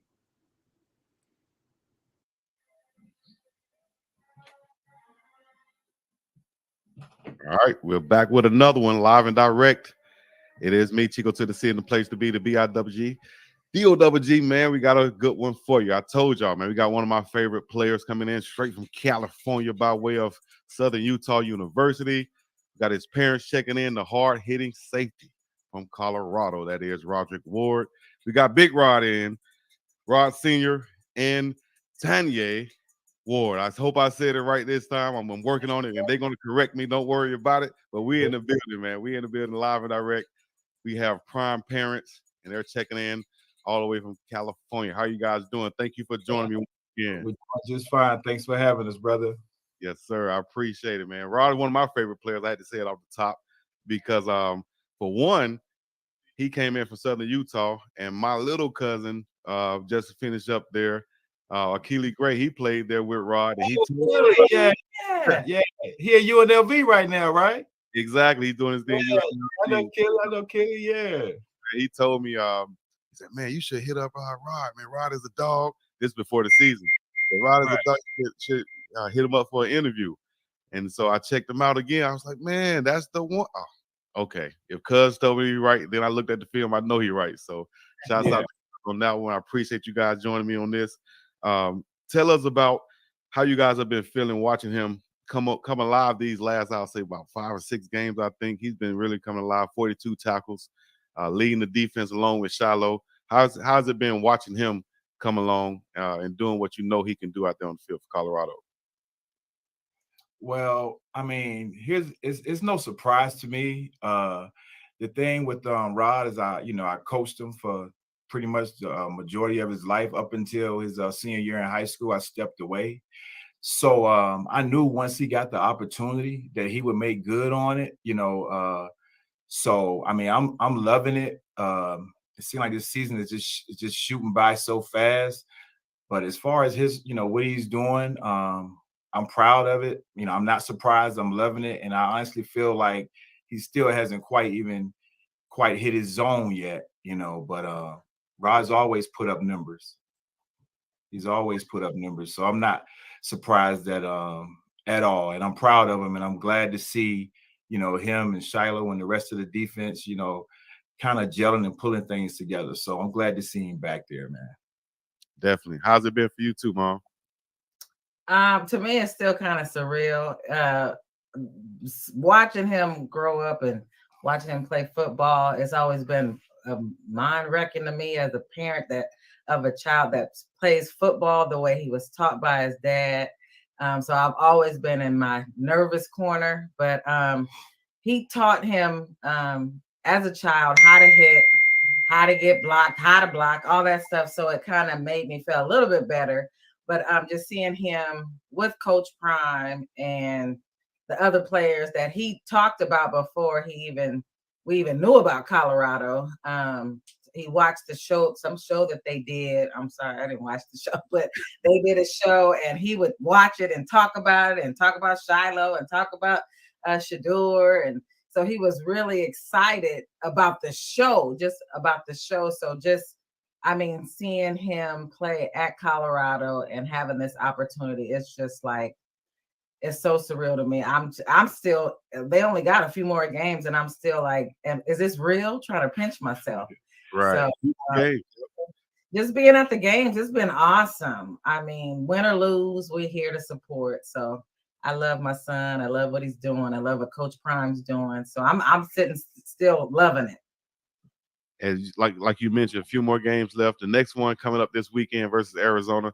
How do you guys see them coming away getting the victory after just ending the losing streak and finding a way to get a victory? What do you think are the keys to victory? Well, to be honest with you, my honest assessment when I first kind of looked at the team, went up and visited and was kind of watching the videos, tracking where the guys came in from, the different transfer portal individuals, athletes, I felt like that they could. My initial thought was 8-4, and then I said, well, 7-5, because a lot of people have to understand when you're rebuilding a program like that, and you're coming from the portal, you have all that talent. There are some growing pains that are going to take place, but so I'm still good. We 4-5 right now, so we could pull those 3 off. So I'm definitely still in the good right now. So I said 8-4, 7-5. So I feel pretty solid about that. Like at any given time, those guys lined it up. they can win if they just put it all together. I think we've all noticed if they can just put two halves together and, fix the little small things, that they have an opportunity to, I still believe that. I still see that with the team. Right, exactly. They're like Coach Prime said, they're on the right trajectory. They're trending in the right place, especially as far as stats and all those takeaways and things of that nature. And like I said, those things really went on the uptick when Rod stepped in there and really started. You got two hard hitting safeties now with him and Shiloh back there. Right, that's right. Any team going against. So let's take a step back now. You talked about coaching him when he was younger and stuff. Let's talk about you guys' background. Where were you born and raised? And talk about a little bit of maybe some of your athletic background and what coming up in your early days. Mom can talk about that because hers is gonna be short. I played sports in high school. I was good in volleyball. Although I'm 5'1", I was pretty good. Contrary to popular belief, I did. I ran track. I did track. I ain't seen no stats, but go ahead. My sister was very good in track and volleyball and basketball. My sister was. So I think a lot of his athletic ability comes from this side of the family. But he was mostly the football player.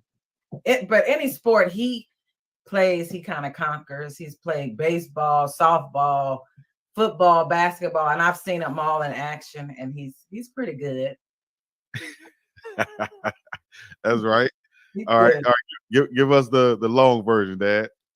All right. So I'm from born and raised in Norfolk, Virginia, 757. Okay. So I played ball growing up, junior high, middle school. I only played my senior year in high school at Maury High School in Norfolk, Virginia. Actually, I was from graduated the same year, Joe Smith, basketball, #1 draft pick. I know he's having some problems right now, but we were high school buddies, man. And so he was playing basketball. I was on the football team that year. We did pretty good. So around that time, let me see, Iverson was a junior. Michael Vick was just coming along. So I was playing high school ball in that era. I didn't go to the next level with college. I had a couple of looks, but I just wasn't focused. I didn't quite have things together, in my own head. I had the ability, but I just kind of went another way. That's another story. So I always felt like, if I was to ever have a son, I would give him everything that I felt like I didn't have growing up, because I knew what was in me. And I knew if I had a son, what was going to be in him as far as the ability to play football. Like, that's just born. Like, that's just in you. Like, I know Coach Prime talk about people being dogs. You can't coach a dog. That's just in them. You know what I mean? And it's going to show up. I mean, you can, groom it or try to, but you can't. A dog is a dog, and that is DNA. Bottom line, that's in you. Yep, that's what's in you. You know what I mean? Right. And so you recognize that we're going to come back to those mistakes and how that shaped the things that you might have done with your son. Let's move to how did you guys cross paths? Because, Mom, you were born where? I'm sorry. I was born in California, Los Angeles. My family's from Inglewood. So, and then my dad and mother moved to Banning because my dad was working for a doctor in Palm Springs. So, a doctor's office, I would say. And we moved to Banning. It's about 30 minutes from Palm Springs. So I grew up in Banning, went to school here, went to high school here. So this is where my son's from. So that's kind of stays in my heart. I mean, I know he would rather have been in Virginia, born in Virginia, but he was born in California. He still got Virginia blood in him. He got so Virginia blood. Yeah. So I'm from California. I'm sure Pops enjoyed that California weather a little bit. You know what I mean? Oh, yeah, I'm loving it. I've been out here for the last, how long? I've been, over 30 years now, huh? Yeah. Yeah, about 30 years. I moved out when I was 18, 19. Yeah. So I'm right at 48. So, yeah. Okay. So what brought you out there at 18, 19 and then led to you guys crossing paths? Well, basically, like I said, I kind of, as a teenager growing up, man, I kind of was making some, bad decisions and things like that. So, it just felt like my mother, sent me out here with my brother who was stationed out in the military to come out here, just kind of get a new if I could say, a new vision on life or whatever. So basically, I came out here, like I said, to get away from, Virginia or whatever, the streets, the things that I was just kind of out there doing. And actually, I met my wife actually at Bible class, which is very, unique thing, for me to come from Virginia, get out here and kind of, just trying to figure things out, and then run into my wife in Bible class. So the things just lined up perfectly right. You know what I mean? I'm always thankful to God, because I know He's put all this together. Right. So I'm confident in that. I live it every day. So that's how I got out on this end. I've been here ever since. 30 years out there in California, Manning, California, right outside of LA. So you guys, is Rod the only child now? So a daughter. So talk about the other siblings and coming up raising him as a young lad. Absolutely. We have a daughter. She's 20. She just turned 26. Alea. That's my heart right there. She was brought up with her brother. She was very good in sports as well. And we didn't find out until about high school. She just ran for track. She did track. And my husband, Rod, was like just flabbergasted because he saw her run at a meet and was like, why didn't nobody tell her she could run? And so she was getting all these medals and everything. And I'm like, I told you where she got it from and where he got it from. So he was really excited about that. But unfortunately, she didn't get into sports until her senior year. So we didn't really, he was kind of upset. We didn't really take that much time. All of our time was kind of spent with sports into my son. Mm-hmm. So he was kind of upset that we didn't take that time, because she could have went there and would have been great. But she decided to go into the Navy right out of high school. And it was probably one of the best things she could have did. She was in the Navy for 5 years, and she decided to get out and get married, and she has two beautiful kids. We have two beautiful grandchildren, a granddaughter that'll be 5 in December, and our grandson just turned 4 months. So it's just been wonderful watching both Roderick and my daughter Alea grow, and just to be their parents. I know I speak for the both of us. It's just been a great joy raising both of them, because they're wonderful kids. Right. And so when Lil Rod comes along, right, and like you said, that going back to what you said earlier, that dog is gonna be in him because it was in you, and all you know is you just made a few mistakes. I had to trust me. I know exactly what you mean, because I have he's be 1 year old on the end of this month, but. So I'm exactly where you at. Any mistakes I've made, I'm going to make sure he don't make those same mistakes. And I know he's going to have that dog in him, because I didn't ask for this dog in me. You know what I mean? That's right. How did you, from what age did you start trying to groom him and make sure that? Man, LR, I call him LR, LR, Little Rod. LR been since he was 6 years old. So, we did the flag, and he probably get mad. I'm going to tell this story anyway. We was doing flag football.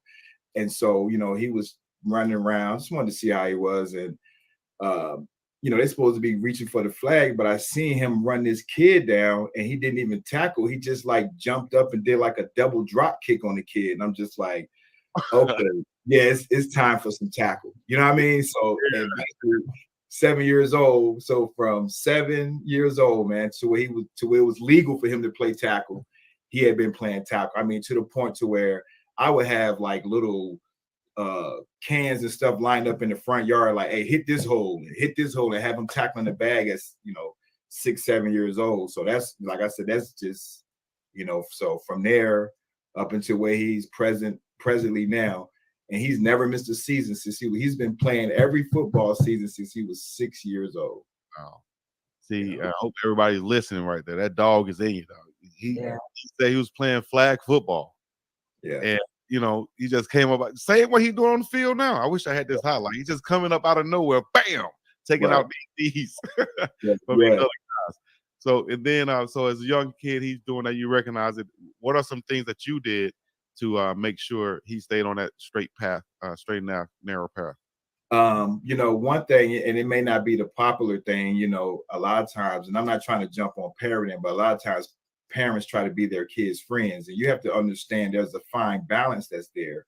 So I always kept my foot on his neck, if I could say it that way, to where it's like to make sure that he was doing all the proper things as far as when it comes to training, with schoolwork. You follow what I'm saying? Like, he had to have the priorities in place, and I was instilling that early because I did not want him to get down to the end and then, now you're trying to incorporate these things into his character. No, I'm going to bring you up a certain way so that, when you get there, it's not a culture shock, when someone's asking you or demanding something of you. And, the one thing I know about, Rod is like, I knew I pushed him harder than any other coach could probably ever push him. So I was never worried about what they said, oh, this guy's tough coaching. And I think Coach Kelly even said, oh, you can coach him hard. Yeah, of course, because I coached him and I pushed him hard. It was love there, but I just wanted him to know and understand, like football also translates to life. And man, life's going to be tough. No one's giving you no handouts. So everything we got from the mud, and we was looking for no handouts. I'm like, no, you earn it, So that's why you look at even the route he had to take, and what I appreciate is the confidence in himself. And I always had a saying, hard work can't be denied. If you're putting in the work, the results will come. We don't know all the mechanics on how you're gonna get there, but if you put in the work, the results will come. And what happened through high school, and it was his junior year, I transferred him because his grades weren't right. And I transferred him and put him in a situation to where I'm like, if you want to go to college and you want to play ball, I got to separate you away from your friends or those who you may be comfortable with. You follow what I'm saying? So I'm going to put you in an environment to where you're going to have to go and you're going to have to focus on your grades. And so we had to fix some of those things up. And it caused him to miss his last the first 5 games of his senior year. So it took his recruiting down, because Rod has always had numbers. If he's on the field, he's going to produce numbers. Exactly. And so what happened was, he missed those 5 games, and then he had a couple of like Division II offers, some NAIA offers or whatever. And he was like, I got to qualify, so he was a qualifier. So I talked to a few of the coaches, and they were like, have him go to JUCO. I always thought you had to go to JUCO if you had bad grades, but that's not the case. Mm-hmm. He went to JUCO. He was a qualifier, so it was like all he has to do is play a season, and then he's out. So we'll pick him up. So that's what we did. He played that season of JUCO, and that's when Southern Utah, picked him up. And that season of JUCO was right there at home, right? Yeah, right around the mountain at San Jacinto. Yep. Yeah. And that was tough for him too. Everybody just, JUCO's a grind, man. You know what I mean? He was out there. He was like, Dad, these grown men with families. Like, hey, you said you wanted, so we're gonna throw you out there. And I was, like I said, I never doubted him because I knew what was in him and I knew what I instilled in him. It's mom be nervous, but I sit there and I'm like, I don't care who you put in front of him. Mm-hmm. It doesn't matter. He's going to compete. He's going to compete at an awesome level. You follow what I'm saying? So he's not afraid of anything. Sometimes you got to protect him from himself because he's just fearless when it comes to it. So, I never doubted it. And I just felt like, that JUCO grind and going to Southern Utah, and then him once again betting on himself. He was a big fish at the small pond at Southern Utah. And he called me one day, was like, you know what, Dad? I'm gonna hit the transfer portal. I'm like, man, you're a senior, man. Like, this is it. You already the man there. You starting. You got everything you want. He was like, no, I want to go and play on a higher level and showcase my skills at a higher level. Mm. And so, and of course, me. At this point, I'm like, well, whatever you decide to do, son, I got your back. I'll support you. I was nervous. Yeah, mom was nervous. Like I said, Grandma were nervous. They were. His mom. But I never, Were you nervous about just getting in the portal and maybe not getting picked up, or what was? Yeah, that too. And I was thinking the same thing that his dad said, that I'm just like, you've kind of established here. Everybody knows you. You're the big guy. You play every game. We come to the games and we can see you play. We're not seeing you stand on the sideline. And I'm like, is this something you really want to do? So I was nervous. Me and Grandma were. Yeah. Go ahead. I'm sorry. No, I was gonna say, go ahead, continue that, because you were going on with that, and I could see. I was gonna ask, how mom felt also in that situation and going into the portal. So he's in the portal, and you guys blessing him, and you say you have his back. How do you go from there? And basically, it was funny because he thought that he had to, it was the portal deadline. I think it was like April or something, and I was like, I'm like, but I think he was a grad at the time. He was a grad at the time, so he didn't even fully understand it. So that was the one thing that did have me a little bit spooked, because I had to go and do my homework as far as how the transfer portal rules, work. So once I figured out, I was like, man, you need to go in there to the office and talk to the compliance or whoever you need to talk to at Southern Utah. And finally he was like, okay. He went in there and they was like, oh no, you can enter the portal right away. So when he entered the portal right away, within the first couple hours, man, he was getting hits, boom, boom, boom, boom. And it was funny because him and I was talking, and I was like, man, it would be, because we follow, Coach Prime, and we were fans of the movement, and just the players and stuff. So we was loving it. So I'm like, man, it'd be crazy if Colorado hit you up. And he was like, yeah. And so we hung up the phone, and like maybe 5 minutes later, he hit me back like, Dad, Colorado just hit me. So of course I was like, man, really? You know what I mean? Like, wow. And it was Coach Dancy. They tease Dancy about the fade. He do got the sharpest fade in the game. Coach Dancy. So Coach had hit him up. You know what I mean? So they started the correspondence, and of course during that whole time, because they had stuff going on. This was before the spring game and everything. So other colleges were reaching out to him, and I never doubted that he would get picked up, but I'm just like, I just didn't know where. As far as I was kind of thinking with Southern Utah, that was 6 hours away from us, so we could make the games, you know what I mean? So it was like, man, now you looking at some of the schools that was reaching out to him, it was like all the way on the other side of the map. So I'm like, man, like, do you really want to, look at going out there? And, and I kind of let Rod handle it. I just told him, I said, whoever's reaching out to you and they really want you, you're going to know. And I'm like, when the coaching staff asks to talk to your parents, then that's when you start taking them serious, Outside of that, because all kind of people were just hitting them up, and I met a lot of good people, man, because we had good conversations, with coaches and stuff. Anybody who reached out to my son and offered him, I made sure to have a conversation with them just to let them know that we appreciate, them even want to give my son an opportunity to come attend their school and play in their program. So everyone who reached out to him, I talked to and personally thanked them, whether we had committed there or not, Nice. So, that's, right. And I told him to do that. I don't care if it's a HBCU or FCA, anyone who reaches out to you, you show them the respect that you talk to them, and, and you let them know, hey, you still early in the process, or, whatever. So, and it's funny because I told him, I said, we're going to take 3 visits, man. That's it. Because he was getting hit like a whole bunch of, you know what I mean? Yeah. And so, he chose Bowling Green.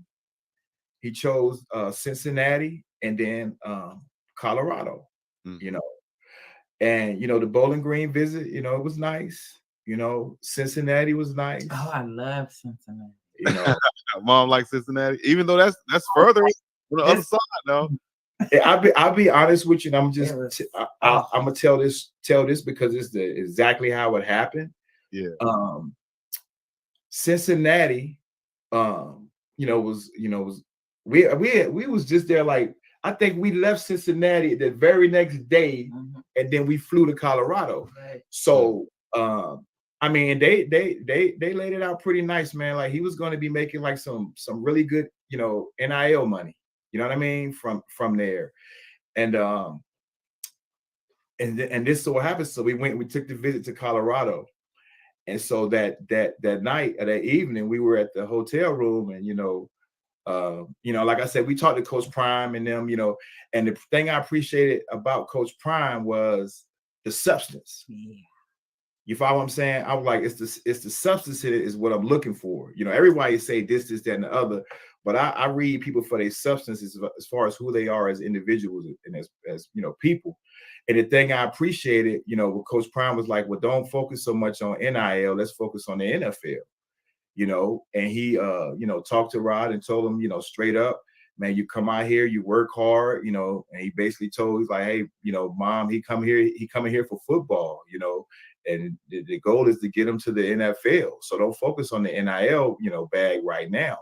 Right. And so, so we went back after the meeting or whatever, and we kind of sat and we thought about it, talked about it, and when somebody throw a bag at you, I know Rob was kind of sitting there like, but that's a bag, Dad. You know what I mean? And I really had to sit there and I said, well, son, what did you ask for in your heart when you was alone and by yourself in Southern Utah? Mm-hmm. What did you tell me your reason for hitting the portal was? You never said money. Wow. You said you wanted a bigger stage and a bigger opportunity. Wow. You see what I'm saying? So I know some people may say, oh, well, that's crazy, but that's not what he asked for. So you got what you asked for. Let's move forward in that. You follow what I'm saying? That's excellent advice. That's great advice right there. Yeah. So that's what we, did. And it was tough for him. I mean, those first 4 games, standing around, not being able to play, contributing on special teams, yep, and having that dog in him. And we just sitting back being patient. I'm just like, man, you listen, man, things are gonna, work out for you. And you never want to see people get injured or whatever. But I mean, the injuries started happening, and before you knew it, he was on the field. Yep. And he made the best of it. Of course, we've seen him step in there and do his thing. He played at TCU against those special teams tackles with the 3 tackles, but once he stepped in versus USC, 9 big total tackles, 8 versus Arizona State, 9 versus Stanford, 6 UCLA, 7 Oregon State, producing, and you see him on the field, sideline to sideline, coming up with those hard hits, along with what seemed like to be his tag team partner, Shiloh Sanders. They need to have somebody to get him an NIL deal. Like exactly. You know what I'm saying? Exactly. And they love each other, man. The chemistry is there with them, man. They love each other, man. And that's what I'm appreciating. You can start to see, I know it's late, but you can see them gelling and coming together, with those guys just getting used to each other and just appreciating and having each other's back. That's real. That's not talk. That's real. That's real. Yeah. Speaking of NILs, real quick, if for everybody out there listening, everybody in the chat, if you don't know, you can check out RoderickWard.com right there. If I'm gonna pull it up once again, this is his website, and it has also links where you can go and shop and get his merchandise and everything like that. You can find out about him, get some sponsorship news, see some pictures, contact him. But I wanted to ask about, this is a nice website, looks very professional. How did that come about? Setting up a website like this, do you go with an NIL company? Do you do it yourself? How do we?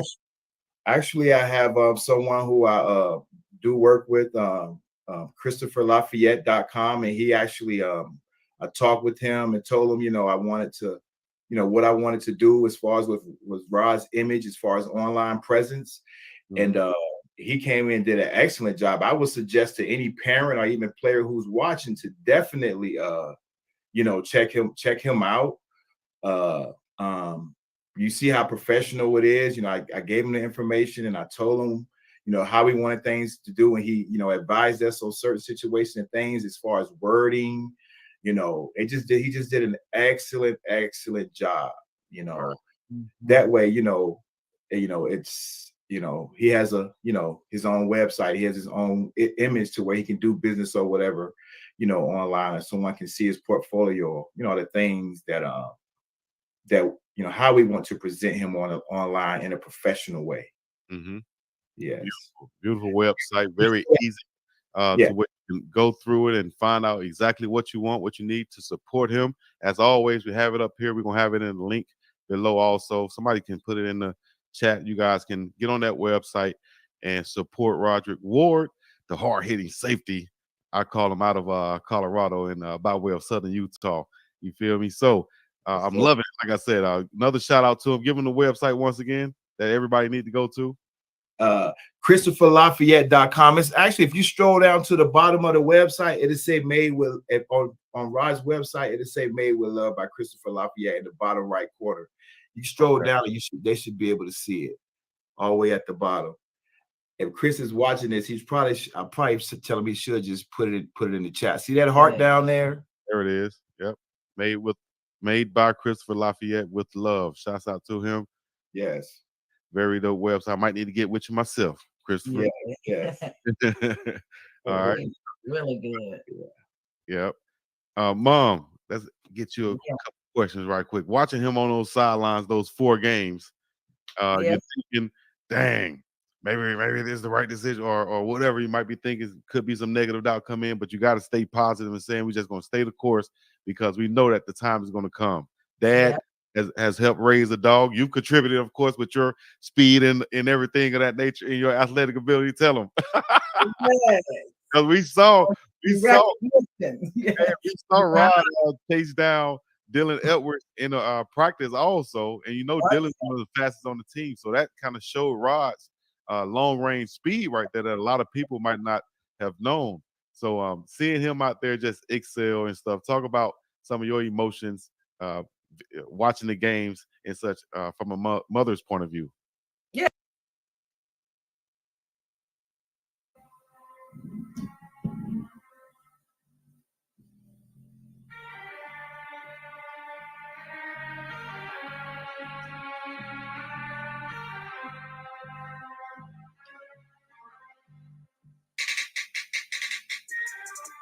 Yes, sir.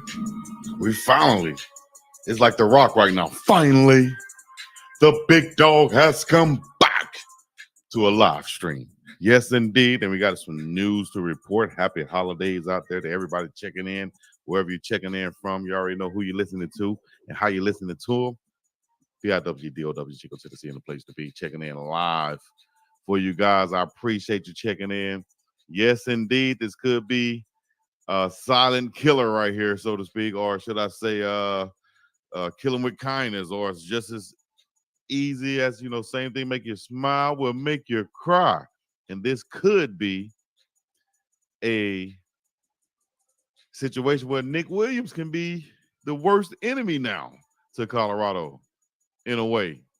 You feel me? Because man, in news today, they're saying that top recruit that he was recruiting is, what's his name? King, I guess I'll go ahead and bring it out right here. Colorado 4-star target cancels official visit after Nick Williams' departure. Just like that. That's why I say he could be easily our worst nightmare now. With Nick Williams leaving Colorado, will that have a ripple effect going into early signing day? One of the Buffs targets canceled his official visit after hearing his primary recruiter was no longer with the program. I told y'all, and I just hate to say I'm saying I told y'all, what I'm telling y'all, what I told y'all is that these primary recruiters are very important to the guy who's getting recruited. Very important. As I will go to the transfer portal in a minute, but right now we're talking about King Joseph Edwards. As it says right here, if you can see it, I guess I can't. You can't see it right now. I'll show it to you right now. Oh, not everybody out there checking in, listening, however you're checking in, and where you're checking in from. Let me see some of these comments saying, nah, his grandma in the hospital, Chico. Who grandma in the hospital? King Joseph? Hope not. And maybe that was the reason why he canceled the visit. Who knows what it is. I'm just reading what's in these report right now. Maybe if I read more on down in the report, it has that. But as of right now, I'm not sure. As I'm trying to get this right here straight. Sorry about that. So shout out to King Joseph, and someone said Tracy Edmonds is now in the transfer portal. Man, y'all wow. Y'all be going in, don't you? But yeah, I did see that news that Coach Prime and Miss Tracy has called it off, called it a quits, or whatever you want to, however you want to categorize it. You know, not my business. Probably shouldn't be yours. But since they're celebrities, is everybody want to be tuned in and see what it is, how it is, and what happened and why it happened. So with this situation, 4-star edge rusher King Joseph Edwards announced CU was in his final 3 and was set to make a decision in 2 weeks. However, it appears with Williams out that Deion Sanders and the Buffaloes are out of the running. Edwards' other 2 schools are Florida State and Syracuse, with the Orange likely being the new favorite. Easky whiskey. Coach Williams is leaving CU, Edwards noted on 247 Sports. He's my position coach, and I didn't go on my OV this weekend, official visit. I'm waiting to hear back from Coach Prime. The 6'4", 230-pounder from Mills Creek, Georgia, is the 335th player overall nationally and 35th best prospect in the Peach State for the 2024 class. He would add depth to CU's recruiting class as the 4th 4-star on the list, which currently sits at 9 players. That might change with Williams being the primary recruiter of 5 of those players. So, like I said, Coach Nick Williams could eventually become like the Joker to Batman, to Prime Man, you know, because of his departure up there with Syracuse, with his homie, Coach Fran, right? Coach Nick Williams, Syracuse. And 9 hours ago, it was reported, of course, Colorado defensive end coach Nick Williams steps down from Deion Sanders' staff. Jack Carlo, shout out to Jack Carlo. And everybody's seeing that news right there with him stepping down. So, with that being the case, let me see if I had the Instagram up here. Did I have the Instagram up here? Transfer portal. Here's one of the big reasons why I think it's going to really hurt Colorado, or could hurt Colorado, in getting some of the recruits who I was reporting that I think had a big chance of going to Colorado, mainly because of Coach Nick Williams, right? That was the main reason why I was thinking one of these players can go to Colorado, was because of Coach Nick Williams. And the players I'm talking about are the players from Texas A&M, where Nick Williams was right before he came to Colorado. And those players just happened to be one of the players that I saw out here in Hawaii at the Polynesian Bowl, who I thought was a beast, you know, just by looking at him and watching him play. And that is Big Walter Nolan, this kid right here. If you can see that right there. He's now, it's reported that he will be going into the transfer portal. Texas A&M D lineman Walter Nolan plans to enter transfer portal. Now, someone said UTEP. Now, the thing is, I know he knows Coach Nick Williams, but also, will he think about, and Shamar Stewart, who thought about going to Jackson State, coming from Miami, in high school, not university. I think those 2 guys were potentials to go join Coach Prime in Colorado, along with Coach Nick Williams being their primary recruiter. Now, I don't know what to think right now, you know? So, let me see. Hi to the chat. Oh, not a J&J, Versace, Austin, Big 21, Tony Bates, 09, Phoenix Rising, Panda Bear. If Mikey hit the portal, he dumb, somebody said. No, I don't think Mikey ready to go, man. He fine. He's going to be there. Syracuse is a basketball school. Nick Williams is out his mind, and so is King Joseph if he follows him to that football wasteland. Well, it might be a wasteland, but he's going up there with his dog to try to restore some things in Syracuse football, who, of course, produced Donovan McNabb, Dwight Freeney. That's just off the top of my head right now. I know y'all can name some more people who came from Syracuse University, the Orangemen. on the football side. Shout out to Carmelo Anthony on the basketball side. But all in all, what I'm thinking is that he could be a huge enemy to Colorado getting these big defensive linemen who I thought would be headed straight to Colorado. Now, looking at some more guys, he did play b-ball. Oh, now to everybody out there, appreciate that, Peter the investor, should I say. Looking at more guys in the transfer portal or thinking about entering the transfer portal would be, and I'll go down this list right here. Y'all can see that there. Texas A&M Walter Nolan, defensive lineman, of course. Then you also have Florida State quarterback A.J. Duffy plans to enter the portal. Then you got Big Bank Hank, who's going into the portal. Colorado running back Anthony Hankerson plans to enter the transfer portal. The 5'9", 200-pound running back from Boynton Beach, Florida, had 146 carries for 593 yards and 5 touchdowns for the Buffs. He will have 2 years of eligibility remaining. He said, he commented on there and said, God got me. Now, what's the reason why these guys are leaving? Is it because the coach already told him, hey, man, you ain't going to have no chance next year. We gave you your chance this year. So that's big. That's Tank gone. That's Van Bam Wells gone. And that's Hankerson gone. That's 3 guys from the Holdovers from last year, along with Marvin Ham. That's 4 guys, right? Am I missing somebody from the Holdovers? Trevor Wood's still there, right? You know what I'm saying? So right now, Big Bank Hank is in the portal, or at least planning to go into the portal. So what do y'all think about that? Let me know what y'all think about that. Derek Thomas, oh, now. CJ, what's happening with you? Sap can't coach. What? Running back room is deep. T. Nicole said, y'all say the players suck, but as soon as he gets rid of it, it's Prime destroying the team. We got Alto. Exactly. Y'all listen to these comments. Out of all the players that left, he was the only one good. Let's be real. Just Hank. Caleb Fourier. Yep, him too. So that's 5. Said Wood should leave. Colorado didn't use their tight ends. I think they're looking to use their tight ends coming up. That's why, you know, maybe they're looking to upgrade or whatever, but you got Big Bank Hank in the transfer portal. He's going there. Anybody else? Let's look and see. Let's look and see. I like Hank, though. But I kind of think with the way that they're going into the portal, did the coaches tell them, hey, man, and did Coach Prime kind of keep some in his back pocket, kind of fooling? I'm fooling y'all. I was fooling y'all by letting all this stuff happen right now, because I know he's a man of time, and letting all this stuff happen right now.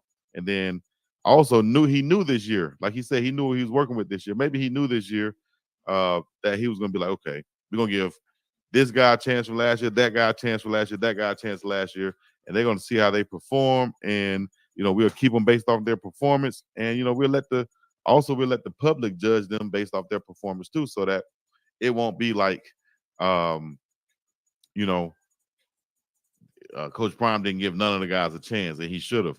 Well, he did, and a lot of guys didn't perform up to par. So here we go. Another one that's going into the portal. You got Vanderbilt wide receiver Will Shepard plans to enter the portal. He put his letter out there. Also, wide receiver from Oklahoma, or running back from Ohio State, should I say, Evan Pryor plans to enter the transfer portal. Big offensive tackle Monroe Mills from Texas Tech plans to enter the transfer portal. A lot of people already commenting on him, trying to get him to Colorado. Then JMU quarterback Jordan McLeod plans to enter the transfer portal. 6-foot quarterback. They had JMU to 11-1 record, throwing for 3,400 yards and 32 TDs. Was recently named Sun Belt Player of the Year. He will have 1 year left. Vandy quarterback Walter Taylor. Big Tank. There we go. Colorado, once again, if y'all don't know, Big Tank in that portal. Cam Ward, the number 1 guys in the portal right now as far as top 10 quarterbacks, industry transfer portal guys. Top 10 quarterbacks in the transfer portal. Do you agree? Number 1, Washington State's Cam Ward. Where will he end up at? Ohio State, Bama, Georgia, Florida, wherever. He can be an impact player. Oregon, where could he go? This is straight free agency nowadays. You know what I'm saying? Straight free agency. Yeah, that's IG. The comments is wrong. What about what's up with these hating trolls going live on your hey man, it's all good. We're not worried about no hateration or no holleration in this dancery. I talked to Coach Hayes on the damn there weekly. So I ain't worried about that. Oh, now to my West Coast and Loken and my folks out there, and my bros out there, and my, you know what I mean? Shouts out to all of them out there, you know what I'm saying? I ain't gonna get into specifics. But my dog said, cousin Chico with the big B's, Rosecrans, Board TV. Oh, now run them likes up. We ride with Coach Prime over here, though, just in case y'all don't know. We are riding with Coach Prime. We room for Coach Prime to be hot, stepping on the sidelines. You feel what I'm saying? Getting all the transfer portal guys, getting all the big-time recruits. We want all of them. We want to build a juggernaut up in Colorado. You understand me? Feeling real good tonight. Run them likes up. All right, here we go. So let me go back to that one real quick. So Cam Ward, Will Howard, Riley Leonard from Duke, Will Howard from Kansas State, DJ, how you pronounce DJ last name? Uyaglele, DJ Uyaglele from Oregon State, Tyler Van Dyke, of course, from Miami, Will Rogers, Mississippi State, Max Brosmer, UNH, Grayson McCall. Where is that? Is that Charlotte? What logo is that? We don't know that one. Max Johnson from Texas A&M. He's going to North Carolina. And then Tyler Shaw. Also, Dante Moore is not officially in the transfer portal, just in case they were asking. But he would definitely be on that top 10 list. Notre Dame wide receiver Rico Flores Jr. North Texas transfer wide receiver Jamori Macklin. Arizona State quarterback Drew Pine. Ride that Pine. Well, that's the last name for you, ain't it? For sports. So there's some guys out there, man. TCU wide receiver Cordell Russell. DJU, of course. They're saying quarterback Dante Moore plans to enter the portal. So we'll see about that. So as far as the big fellas in the portal, though, that's what we're looking to snatch up. Can Coach Prime do it with the staff he has created? Of course, we know that he has his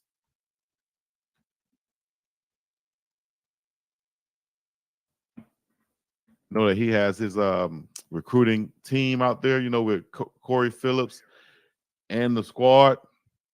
They posted on their Instagram also. Let's see what they posted today. 2 hours ago, Coach Prime. Y'all remember 1 year ago, Colorado hired Coach era, and it went crazy. 28th coach in Colorado history, Coach Prime.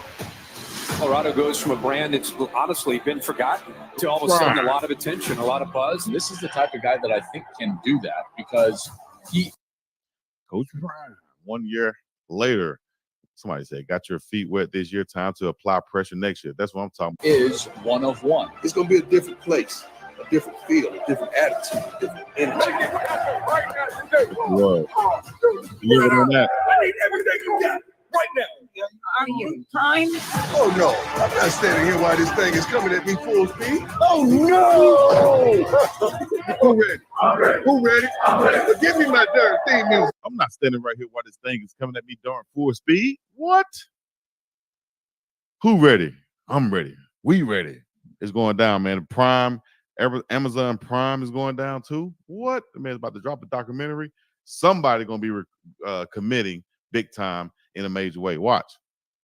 We're not worried about no losses, dog. Prime with Peggy now. I feel it in the air like Benny Siegel. Oh, nah. Shouts out to Beans. All my ox and my bulls up there. Much love. On that. Again, DJ. Biggest story in college football, Deion Sanders with the Colorado Buffalo. Wheezy. We hired Deion Sanders 1 year ago today. 1 year ago today, right? Damn, it went down in a major way, dog.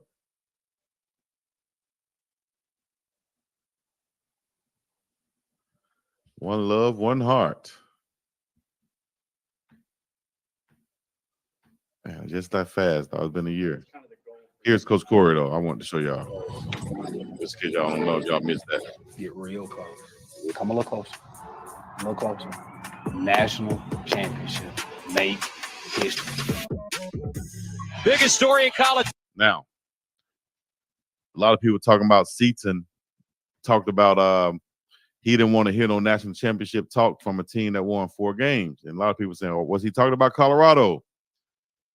And, you know, of course, if Coach Corey's saying that right now, he probably said that to the recruits too. Hey, we looking to win the national championship. But a lot of people don't see or understand or believe or know what Coach Corey is speaking of and what he's seeing.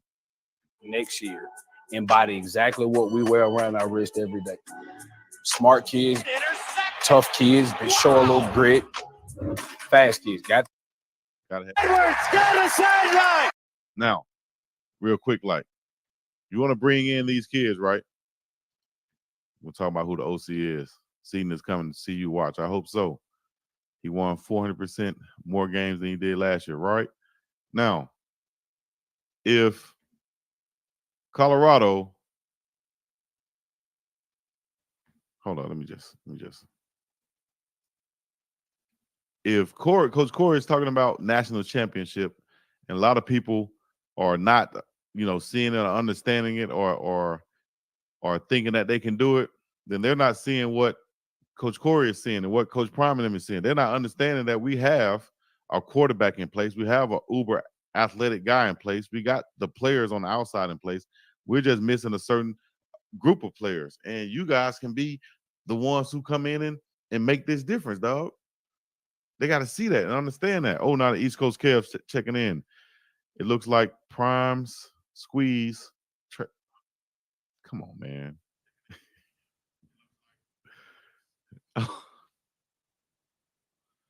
Testing. All right, you want to be real about it? That's true. Appreciate everybody checking in. However, yes, this play I usually do on my videos. You know what I'm saying? Do the weekend replay. That way you don't have to go up right for you, so you can you know, watch it for yourself, so to speak. Right? Everybody in the chat is Q, Nate O, Big Cool, Cookie Cruncher, Motor City, Coach Kev. Oh, now Coach Kev, I hear you talking smack. I see you talking smack. G-Run, what's happening? Man, always, Jake. Okay. Dennis in here. Is that Tracy? Y'all can check this out. I appreciate you if you are checking it out. Other than that, all right. So,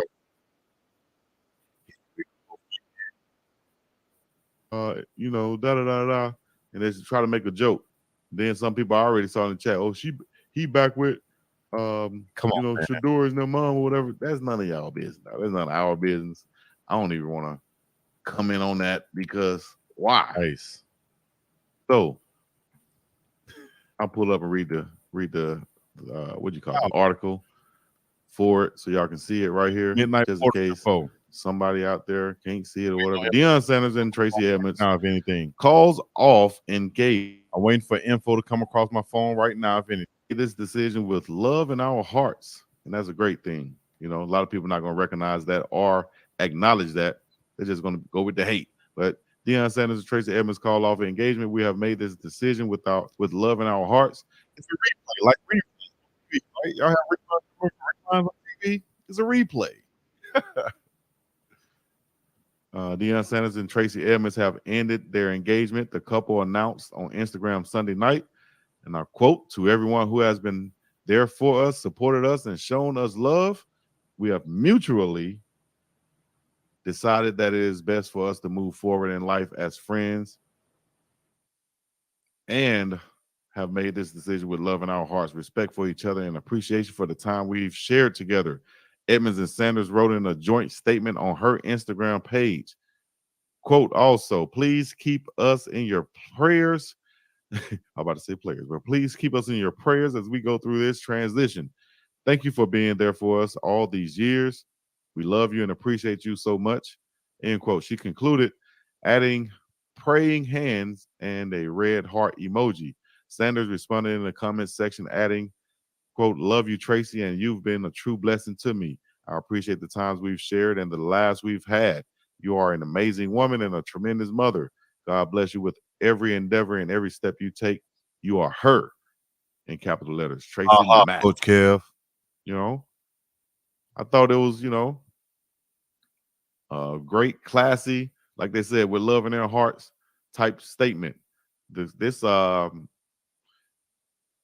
went on to say Sanders and Edmonds, both 56, met at a movie premiere party in 2012 for a film Edmonds had produced. They only chatted briefly during their initial meeting, but Sanders was so taken with the producer that he asked a friend to get her business card that night. And the couple ended up being together and so on. That's them. Y'all want to read about that? Read about that. Leave comments. Let me know what you think. I don't think that has anything to do with recruiting or whatever, but, sometimes when it rains, it pours, and sometimes, things just come out all at once. Let them come out right now, dog. Let them go ahead and come out right now, because when we hit them, dog, we're going to hit them hard. We're going to hit them hard, dog. I'm telling you. I hear Coach Prime right now saying it. Let them go with the news. Let them go ahead and run with it. Let them see what they're going to, go ahead and run with it, do what they do, have their little time to shine. Because when it's prime time, y'all know what we're going to do, dog. We turn up in a major way. Get the recruits. Mac ENT said Coach Prime told her it's recruiting time. And oh, man, come on. Sometimes it rains, it pours, but the sun does shine. Exactly. Get ready for it. Can't beat it up good. Man, hold up, man.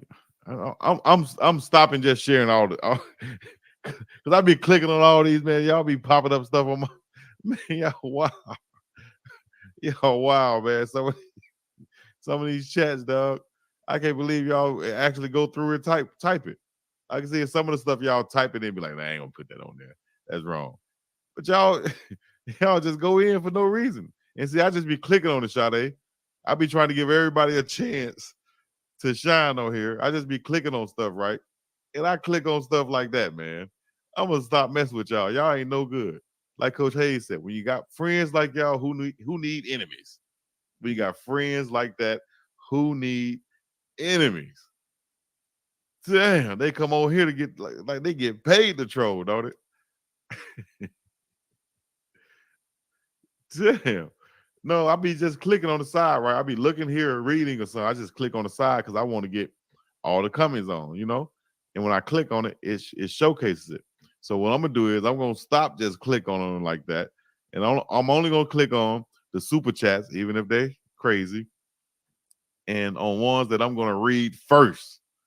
I will read it first from now on. All right. Click on all the emojis first. Because goodness gracious. Here's another super chat from East Coast KFC. He can get his own like that. I hope Prime announces his new coaches soon while Portal is opening. I'm gambling on Byron Leftwich as new OC. I would like that too. I would love that too. Sade laugh. I would love that too. I would love to see Coach Byron Leftwich, man. I would love to see a lot of sexy picks. Pause. Come through. Leftwich, Sapp. I said this on the live earlier today. I don't know if y'all saw it from my truck, but I said this because somebody said the worst players make the best coaches. Not basically saying Sapp and them can't coach. Players who are Hall of Fame players can't coach. I believe the opposite. I don't think that those players make the best coaches because they can't play. I believe they have the most success because they start coaching earlier, being that they can't play as good to get them a college scholarship. So as soon as they come out of high school, they have a love for the game, of course. They go into coaching. Next thing you know, they've been coaching 15, 20 years by the time, or 10 years, whatever, by the time this guy get done playing his college career or overseas or whatever, he want to come back to coach with his experience, or he played 15 years in the league. Now he want to come back and coach with his experience. You got these coaches who's already been there. Now they're saying, can you coach? I know you're a Hall of Fame player, but can you coach? What the hell you mean, can I coach? Well, you haven't been coaching this whole time because I've been playing the game. While you've been over here coaching and gatekeeping like you the man, now the big dog's back. The ones who really been playing the game, we here now. So all of y'all coaches out there who haven't been playing, who just been, ushered in because your dad was a coach. So now I get to coach, and now I get to boss around the players who I never had no authority over. Now I'm going to be an arrogant son of a gun because I can tell them what to do. I got them now. I couldn't throw a ball from here to there. But I'm going to tell Big Bubba or Big John or Big whatever what to do right now. Run, damn it, run. That's right. I had what? Man, I done seen it, man. I done seen coaches, and I hope he ain't watching because I got love for him at the end of the day. But I've seen coaches have tobacco in their mouth and go around spitting on players' cleats. And, I thought it was funny at first until I learned what that meant. If y'all know in the comments what that means, let me know what that means. If somebody spit tobacco on your shoe, what does that mean? Right? Let me know what that means. Somebody spit tobacco on your shoe. What does that mean? Right. We don't want none of these Hall of Famers coaching. Hell, we've been coaching 17 years, 30 years, 40 years. Now they want to come back, act like they know how to coach. Well, we need to tell them somehow we need to come together as an Illuminati of coaches and say, hey, man, they really can't coach. And we need to make sure we make an example out of Coach Prime.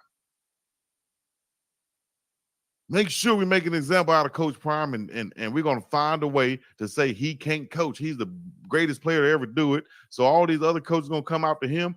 They're not going to be able to coach because we're going to say Coach Prime couldn't do it. So now you can do it. So all of his little sexy little assistant coaches, we're going to pick them off. We're going to pick them off and everything else. But we're going to make sure the narrative is just because you're a great player, you can't coach. Because what happens when all the great players done playing, they want to come back and coach. Now our jobs are done. My daddy got me this job. He was coaching 46 years. And he got me this job when I was 15. I would come in here and I would learn the tape and I would learn this and I would work my way up the ranks, so to speak. Man, you get ushered up the ranks. Y'all better understand how this is working. Then they mad at Coach Prime because he got his sons in these great positions. Y'all watching the Georgia and Bama game and y'all see a commercial with Shador and Shiloh on there for Google. They're not playing, but they still winning. He's scared. And I'm playing. Oh, there I go back to clicking again. Let me stop clicking. Let me stop clicking before I read. I can see that though. Facts, Chico. G&J said, oh, nah. I almost clicked on one right there. That was funny too. I'm not gonna click on it though. Y'all can look at it in the chat. Y'all go off on the chat. Bama shocked the world. Bama ain't shocked no world. T Sutton. This Bama, man. Come on now. Days to come. Oh my gosh. He's kid. Chili draws. Y'all wow. Hey man, I didn't realize y'all be lit in the chats. Y'all be killing in the chats. Don't y'all be like that in the chats? What you doing in the chat for? What you doing in the chat like that? In the chat. I do it to you. I tell you, I do it to you. SI Sportsman Award is a joke. A slap in the face. Why am I clicking on this, man? Let me stop. Back to the program. Back to the subject. Back to the regularly scheduled program.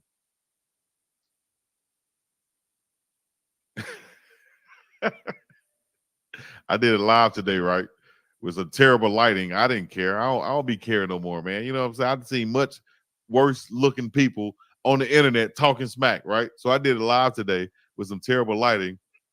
And shout out to my mom. Of course, she's gonna be a mom. She already said, Chico, I got some face cream for you that'll brighten your face up. Cause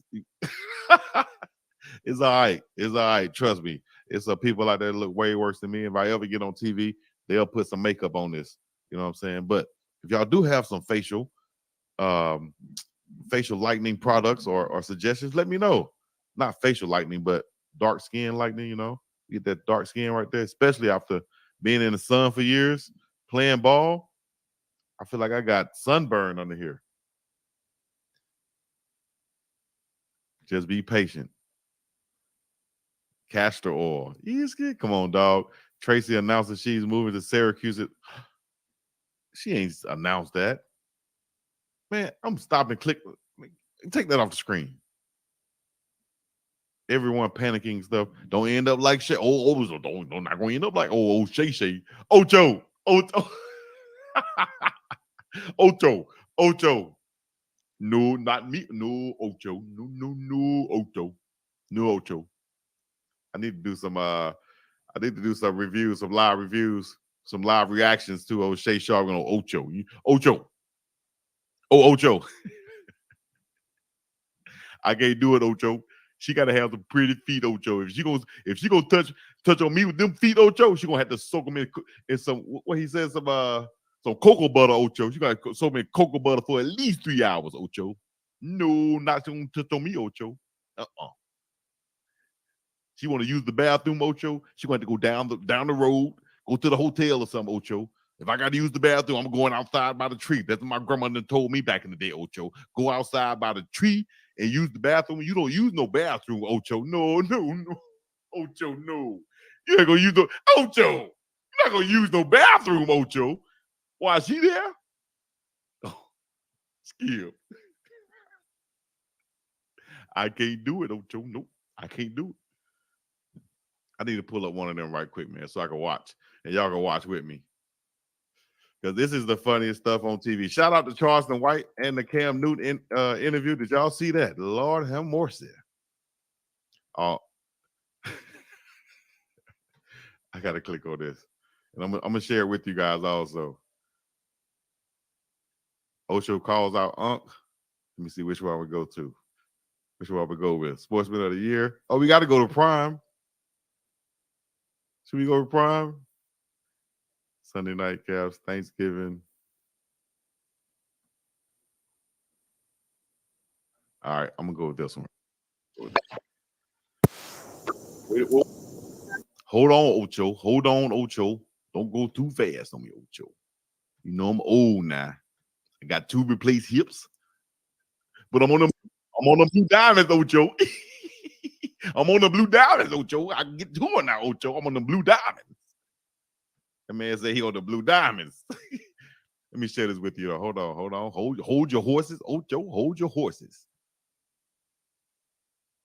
Is that it right there? Yeah, that's it. Okay. Copy. Bow.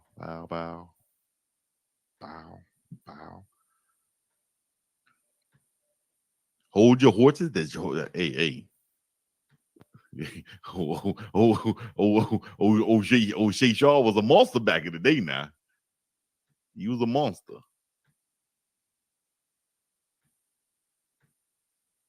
All right. Am I still good? All right, we still good out there? Ladies and gentlemen, boys and girls, children of all ages, we are now checking in live and in effect. Blue Diamond is an almond company. No, not. We're not talking about no almonds out there now. We ain't talking about no almonds now. O'Shea Sharp ain't talking about no almonds when I say the Blue Diamonds, Ocho. No, Ocho. We ain't talking about no almonds. We talking about them diamonds. Oh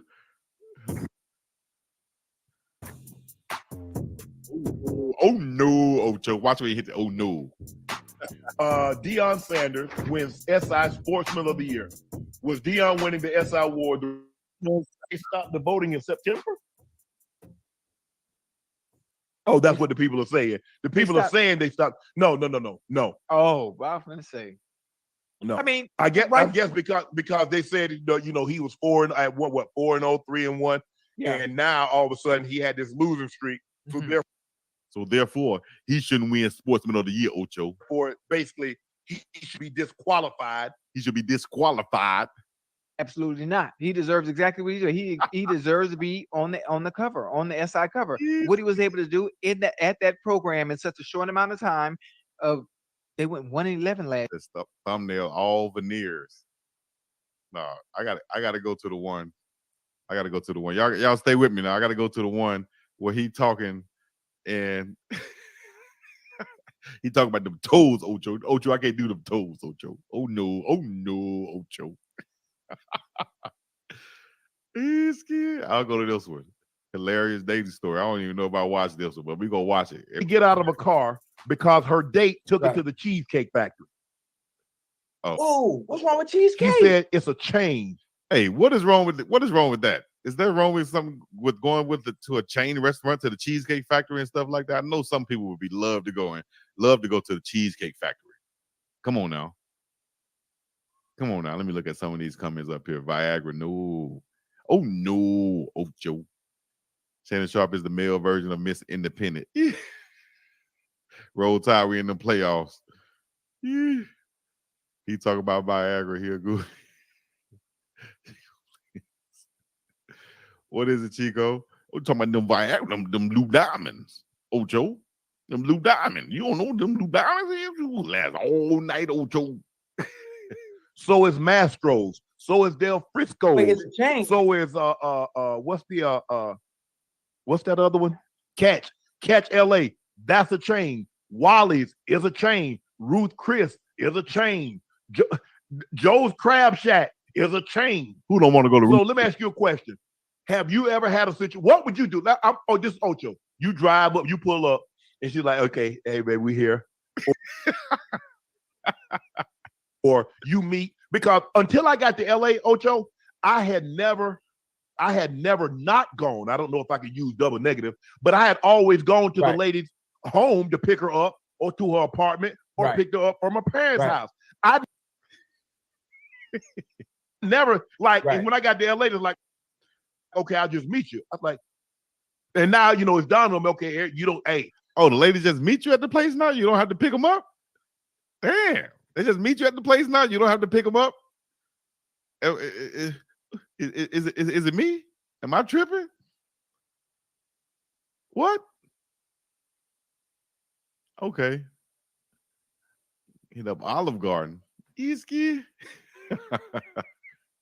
They don't know me like that, so it's cool. But before I got to LA, I would always go pick the young lady up. So now you get to the state, whether you pick her up or you meet her there, and she gets there and she's like, "Well, I ain't getting out because this is beneath me." Yeah, that is a woman that is really not interested in you in general. That's just a woman not interested in you in general. And most of the time, obviously, it's the era that we're in right now. Men are being, I don't want to say used for food, but if you have to go to these high-end restaurants. Oh, speaking of that, real quick, men are being used for food. Hey, that was actually I was watching 85 South show, and the girl said that she went out with Jack Thriller. And Jack Thriller said, I thought it was a date. The girl said, no, it wasn't a date. I was in New York at the time. I was hungry. I needed some food. You offered to take me to get some food. I said, yeah, that wasn't a date. If it was a date, I would have got dressed up. And he like, you kidding me? I just spent $150 on. Come on, man. And it wasn't even a date. Some women say it's a date. Some men think it's a date. Some women say it wasn't a date. You just fed me. Iski. First dates. But everybody ain't got it like Ocho. Everybody ain't making 7 figures. Everybody ain't got it like that to go drop $200-300 on a meal. Damn. It makes no sense. If you got to leave with money, if you have to leave with money, you already know what time. You already know what the plan. You already know what the. It's ridiculous. If I got, first of all, I'm a firm believer in this, Ocho. If I got to borrow my brother's car, if I got to borrow a homeboy car, if I got to borrow money to take somebody on the date, they not for me. They not for me. They not for me, Ocho. My grandmama told me, Ocho, no, Ocho. Looking, I'm like, well, damn, what she gonna order? I say, you gonna go ahead, you gonna order? Yeah, watch this. I had never had Caesar salad, so I got me a little Caesar salad. I ordered Caesar. She got something, and so the server comes back, says, okay, you ready to order? I'm like, yeah. So I think I got something. Probably cost like $30-40. And so Ocho, she got the menu and she just looking. I'm like, well, damn, what she gonna order? I say, you gonna go ahead, you gonna order something? She say, I'm trying to figure out what go with lobster. I say condoms. I said, because if you order that.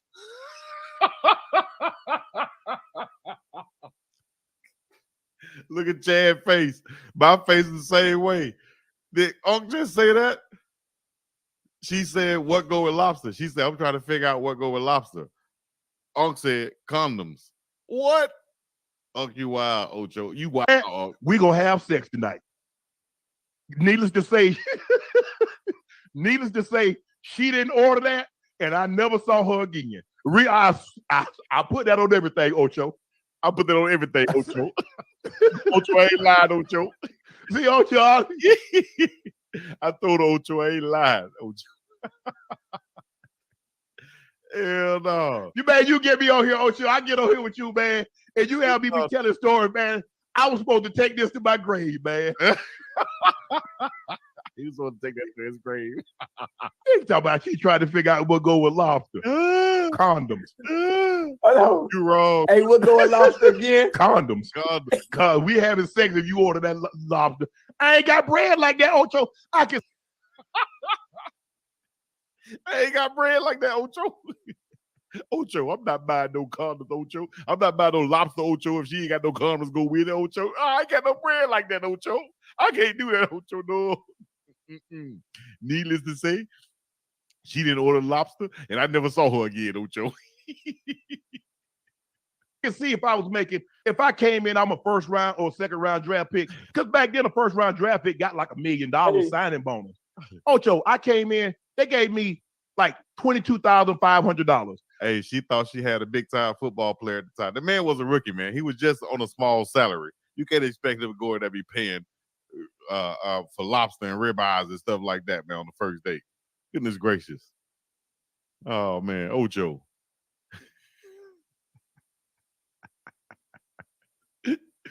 He said condoms. Okay, when they you gotta make that. Yeah, stretch, and so man. when they take the taxes out of it, that ain't a whole lot of money. So check this out, Ocho. When I got my signing bonus, I sent it to my brother. I ain't open a check in the world, Ocho. Ocho. How low was your credit score back then? Woo! Thing. Just in the fives? Probably about Probably about 4 1/4. 4 1/4. God damn. Man, let me tell you, Yeah, the 4 1/4 credit score. Goodness gracious. You can't buy nothing. You can't buy a sneaker. A Snicker bar. Emmitt Smith Jr. coming to join Alto and Dylan. Let me tell you what happened, man. Man, you know how Ocho, you know you in college, and them look, they say, you know. All right, real quick. Some peace. This might get a little bit of it will get a lot of bit controversial right here. A lot of bit controversial. If you haven't seen this one now, this one right here might do something to you. So go ahead and get in the comments. Let me know what you think. Let me go pick this Uber right quick from the door. I'll be right back. Give me a second. Hold up. Charleston White.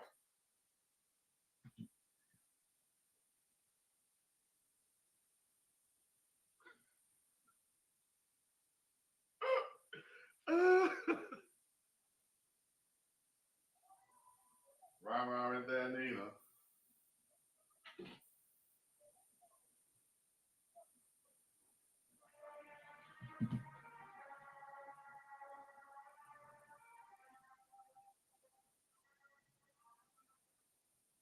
Run them lights up.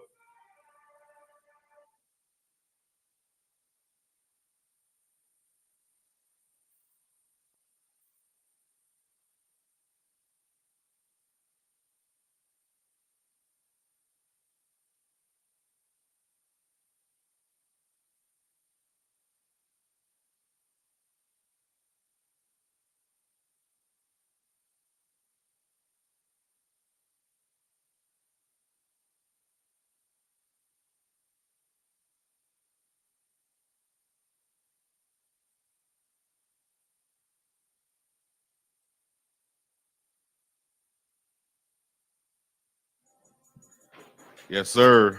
Had to get right one time. Shouts out to the local steakhouse. Can't even call their name right now, but shouts out to them. Man, all right, here we go. Let's see where we're going to start at on these comments. Talk about Charleston White real quick. This interview had me on my neck. I'm over here thinking about Lawrence Cheek. Charles and White in Fort Worth. I'm gonna leave it right here. You want to know why black men are so negative, stereotyped, and perceived a certain way? And something look at the man on the screen. Damn. Charles and White say anything. Can't wait to see what's all in the portal. He admitted to doing things for clout. Hide your kid, hide your wife, because viewers' discretion is advised. You ain't lying. Chico, please do not play this mess, Renee said. Okay. A little cardio. Can you skip on the Charles and White? We good with that. Y'all ain't with it, huh? See, me, I am, yeah. Some of the stuff he said, it was crazy. But I wanted to point on one thing he said. I didn't want to get into the way he said about Coach Prime, man. I didn't want to get into what he said about Coach Prime for real. Actually, you know what? Y'all gonna have to watch it on y'all time, dog. I ain't really want to do that. Cause man, Charles the White's so divisive, dog. It don't make no sense. Some people, I can argue either way though. I can say, you know, I understand what he's saying in one way. I can also say, man, you totally crazy for even thinking of saying that. You just being a troll right now. You trying to do it right now. You know, you trying to make headlines, and I think you just saying these things just to say them. You know what I'm saying? I think you just saying them just to say them, Ocho. Let me see if y'all can see this on the screen. There is one where he's talking about them toes, man. Why is it not showing up? I think it's bull junk. Different time. They talk about Meg the Stallion, Lord. Where are the toes they were talking about? See how the quest Monday Night Reaction.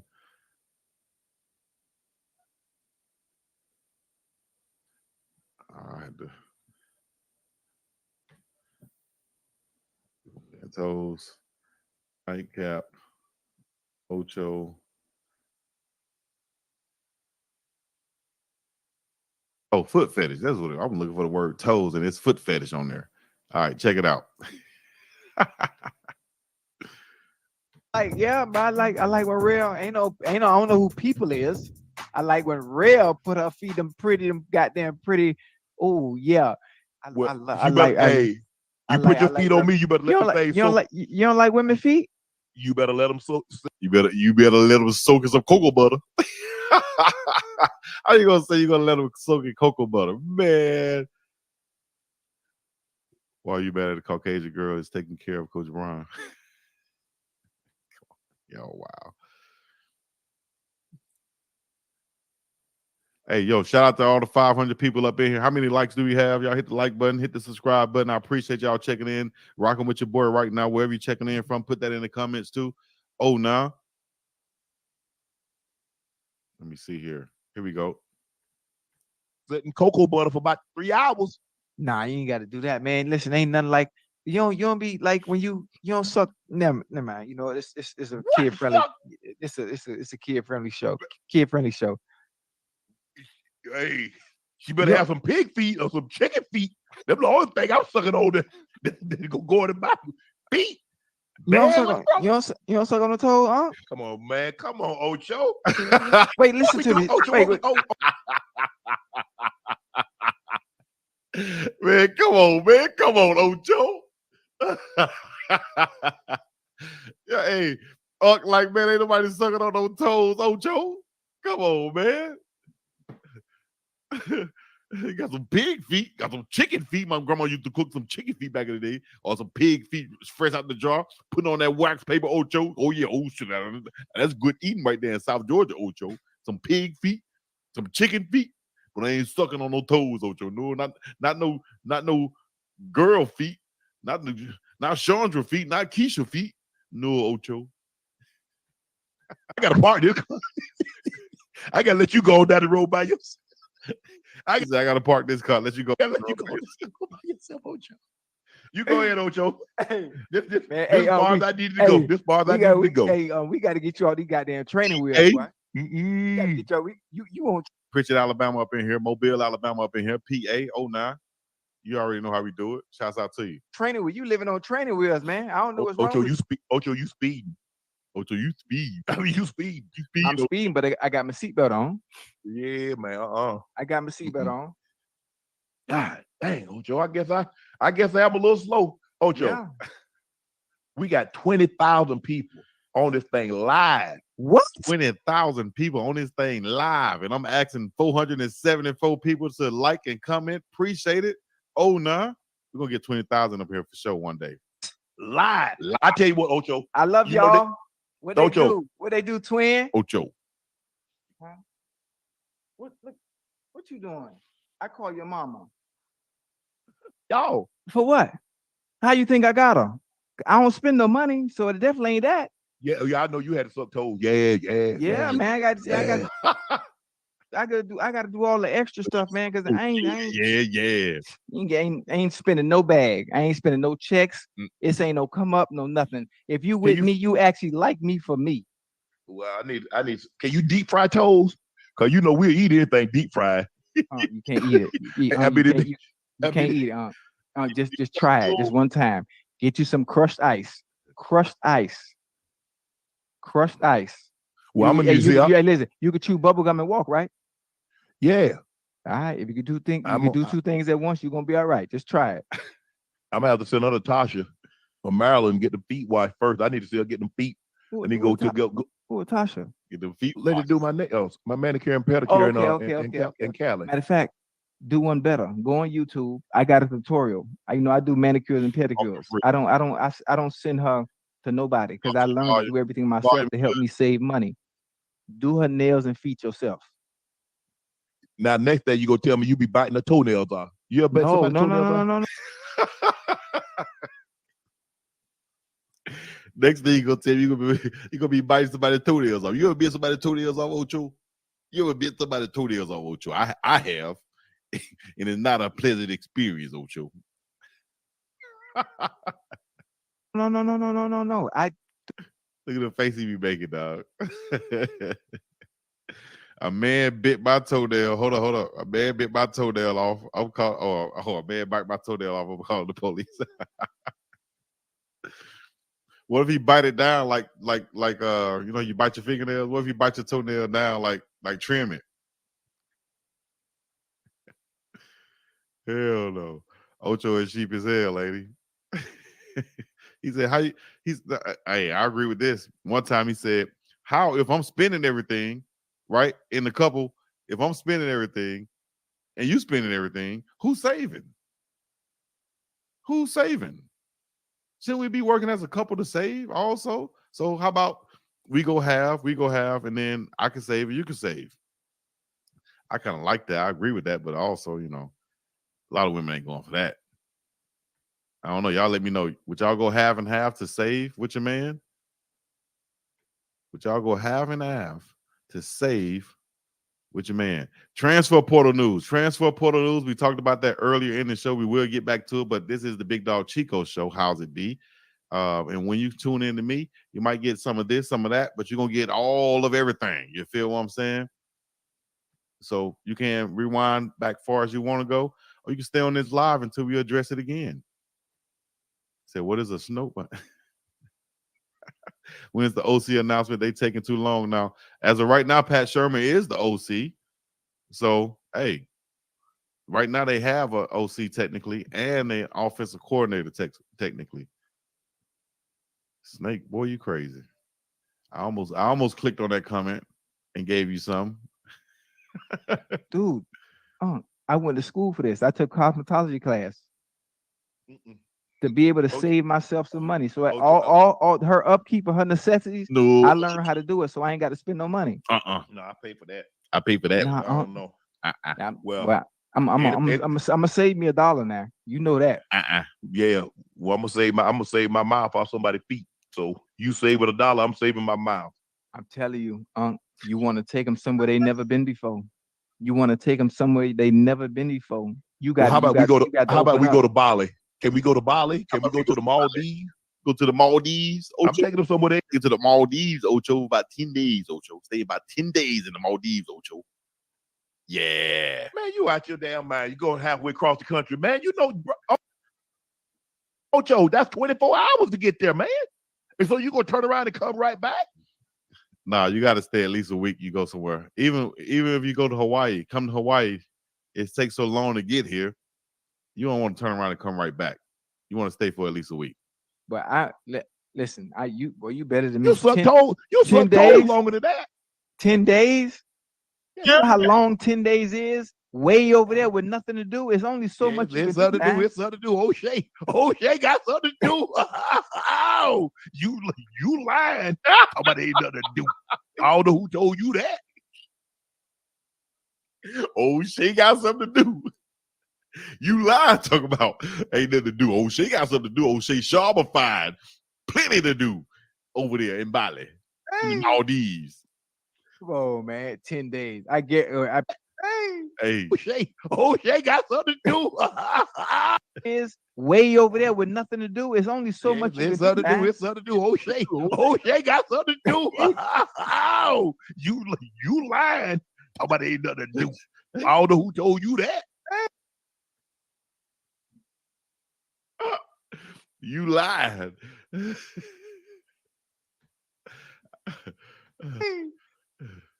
Come on, man. 10 days. I guarantee everybody agree with me. No, now y'all let me know in this chat. Now, when they ask this question, let me know in the chat what y'all think. No. I guarantee they do. What the women? He said, would y'all rather have your toes sucked, or would you rather go on a trip for 10 days to the Maldives, to Bali? Say what? 80% say they'd rather go to the Maldives. They lying. They do. You lying. They lying. They definitely lying. Ocho. 80% say they'd rather go to the Maldives. Oh no, you lied. Man, this is the funniest thing on the internet. Women. They toes. Ocho. You gonna suck on toes, Ocho. No, not me, Ocho. Not. They lying. No. And don't let them fool you. You know what? They bougie. They bougie. They trying to show off for the chat. They probably watching. That's what I'm looking for.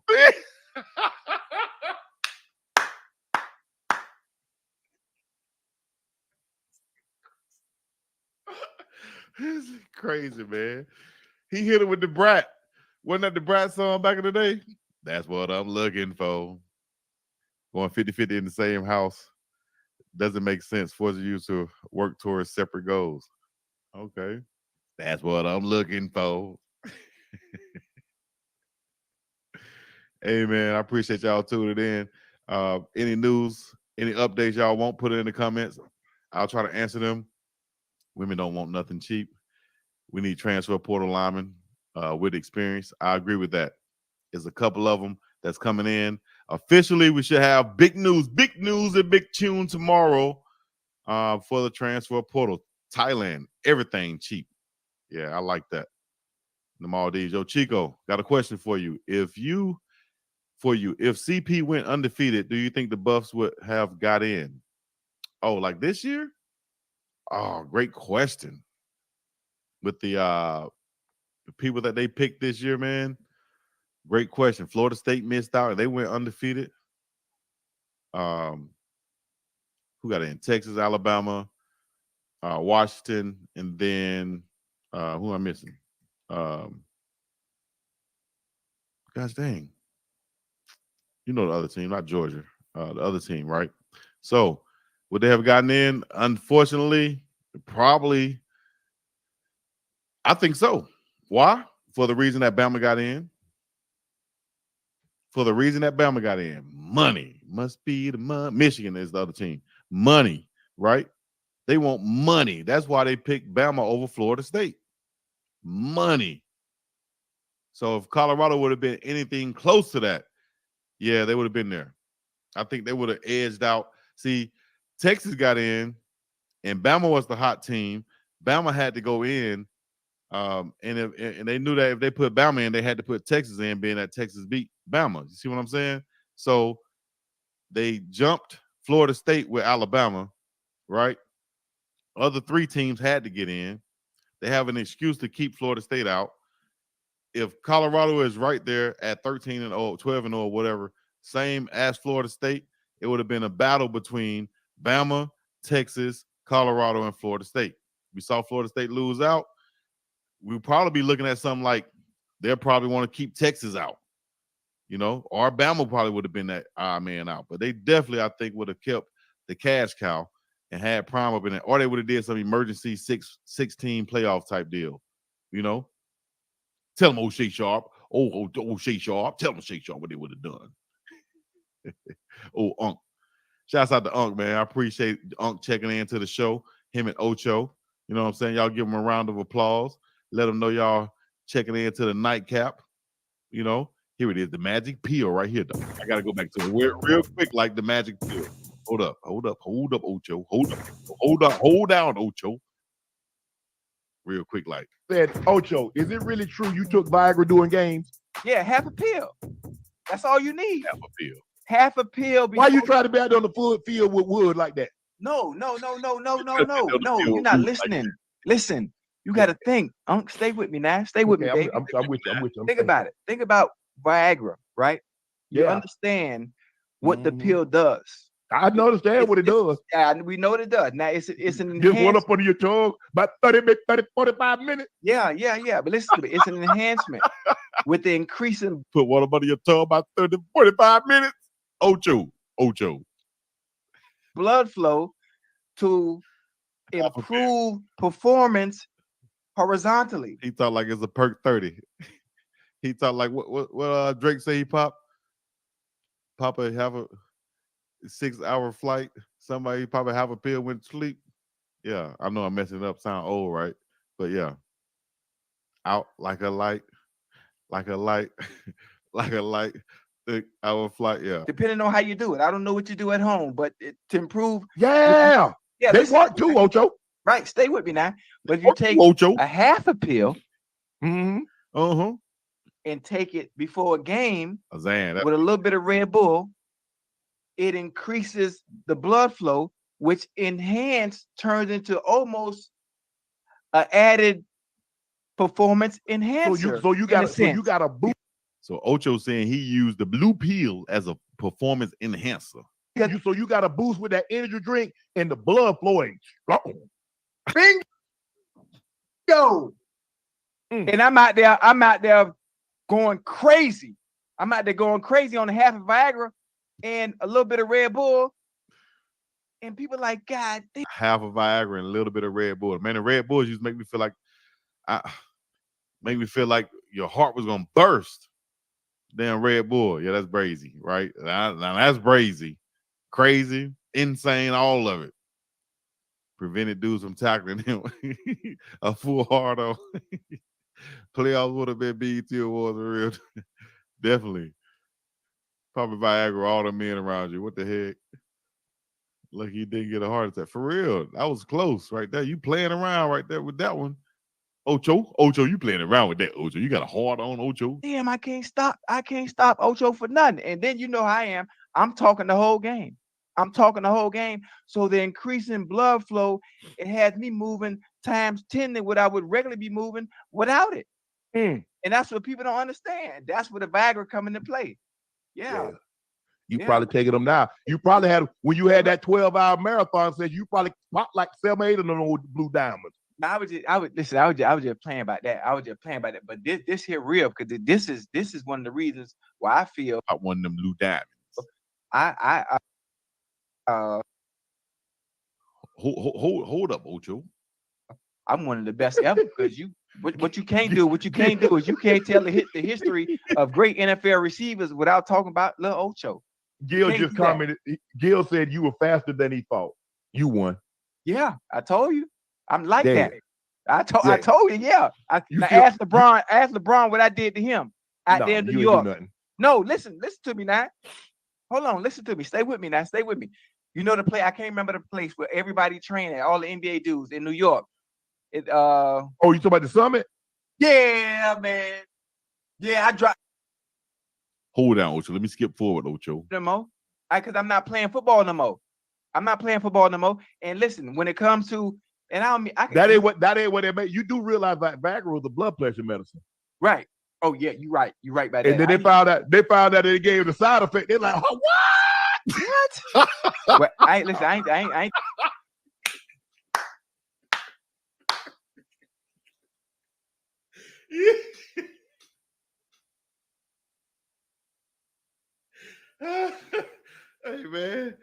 Hey man, shut his drama fool, man. That's how they found out about Viagra. He said it was a blood pressure medicine, Ocho. And then they found out about the side effect. Oh, what? I wonder who was the first guy that tried it. He tried it for blood pressure. He got the side effects. He went home, went off. Wife ain't know what the heck going on. He kept trying to realize, hey man, this is a side effect. Let me tell my people, we got a different drug here. Oh Lord. Comedy. Football no more. And listen, when it comes to, and I don't mean that ain't what they make. You do realize that Viagra was a blood pressure medicine, right? Oh yeah, you're right. You're right by that. And then they found out they gave the side effect. They're like, oh, what? Well, I ain't took it in years. It's been 11, 12 years, and most of the time, I can neither confirm nor deny. No, I ain't gonna lie to you. I'm gonna tell you the truth. I'm talking about me. I ain't talking about you right now. I'm talking about me. You take it? I can neither confirm nor deny. Yeah. Well, I might have doubt. I can't either confirm or deny. I might have dabbled in a little. Dabbled once upon a time. Mm-hmm. Lord have mercy. Funny, dog. Funny. So I was gonna go back for the third time. Right. You know what she hit me with? Uh-oh. Huh? Well, first, you got hold on. Let me first time, you know what you gotta do? You get in there right, and sometimes to catch you off guard, you be like, oh shit. So you gotta slow down, you stop, and you hold the conversation real quick. You don't do that? Well, first, you got the first time, you don't talk. I'm gonna tear you up. You know what I'm saying? So you pop. So you pop one, you pop one the first time, you pop one. You put it on real good. Hey. Now the next time you go back, need to try to what's the one Cameron got? The peak horsepower, right? Oh no, Ocho, I ain't gonna try no peak horsepower, Ocho. That's Cameron and them. It is what it do, Ocho. I want to try one of them peak horsepowers. One thing another option. 4 years accounting.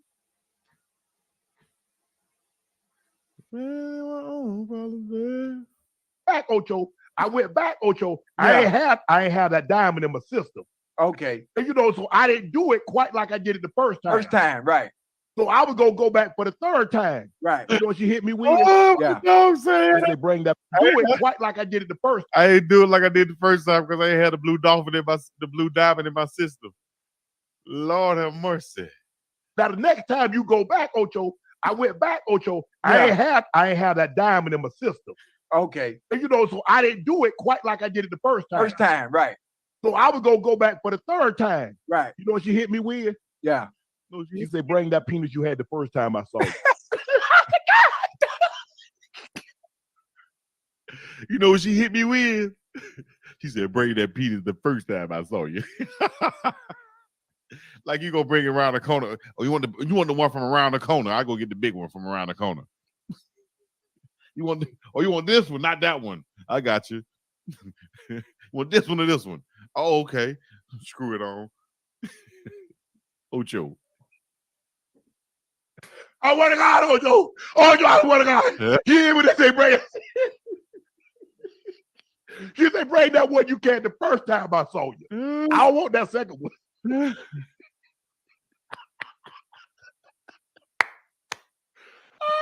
Hell no. Hey, you know what I'm saying?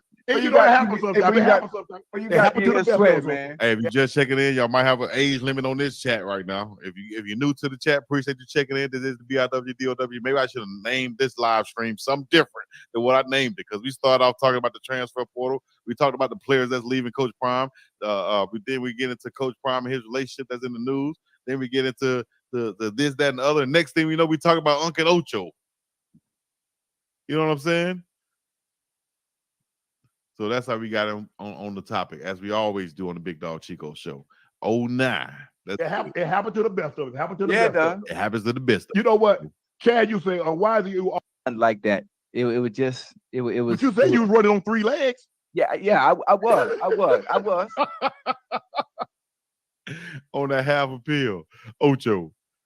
Go on now, Ocho. All right, man. I would love to watch one more of them. I would love to watch one more of those, but my gosh, you talking about pure D comedy. Did you see this guy made a raccoon soup? I got my coon cooked down inside some gravy right here. Yeah. You want to try it with me? Yeah. Some cool soup. Man, this is wild, dog. This is wild. One more. Absolutely not. No. No. Hold on. Time out. I got to get a timeout. I got to get a full timeout, Ocho. You'll suck toes, but you won't eat no coon. Whoa, let me rewind this again and let me press play. You'll eat some raccoon soup, but you ain't gonna suck no toes. No, sir. Boy, raccoons eat out the garbage, but you won't suck on no toes that's clean, just had a pedicure? I tell you what. Boy, you tripping. A chicken and a hog is nastier than a raccoon. Look it up. But listen, they all nasty. Hey, Ocho, Uncle Ocho, exotic eating. We going all over the country. All over the world? Eating armadillo, possum, raccoon, turtle. That sounds like some goddamn Fear Factor shit. Now, I do that. I try anything once. Yeah. Anything, try. I'm talking about food. I ain't, yeah. I'm talking about food. Sorry, anything you want. Talk about you. Chico after dark up in this thing. Y'all already know what he's doing, man. Killer Dilla Roscoe Miller. Shout out to Killer Dilla Roscoe Miller down there. You know, Alabama still doing this thing. I bet Killer Dilla Roscoe Miller still got the Jerry curl. Oh, now to him. I give you an A for using Whip Appeal. Podcast, you might be right. Let me see what else we got up in here, man. I ain't eating no toes. Are you sucking on toes or you eating raccoon, Ocho? Which one y'all doing out there? You sucking on toes or you eating raccoon? I ain't eating no raccoon. I ate some squirrel one time. I ain't no raccoon though. I think we on Big Dog Chico After Dark for Shiggity. First one was a 5-star. They will be on at 11 p.m. tonight, 11:30 p.m. So yeah, I guess they're coming on after this. The Nightcap with Unc and Ocho. Y'all check it out. I'm going to change the title of this live stream and put Unc and Ocho in there somewhere, or Nightcap or something like that, because that's what we do, and I love to do it. We get all the way off topic from what we might have started with, and based off of the likes we have up in here, I guess y'all don't like it, huh? Hit the like button if you do like it, or leave it unliked. Let me know right now. We got 400 people watching right now. We should have about at least 250 likes, right? Can y'all hit the like button one time for your boy? As far as news go, we talked about the guys who transferred already. I appreciate y'all on that. Live right now, Big Dog Chico Play episode where they talk about Miss B Nasty. Okay. Talk about Miss B Nasty. Who is Miss B Nasty? Miss B Nasty. Miss B Nasty. That sounds like some we might not need to be talking about, huh?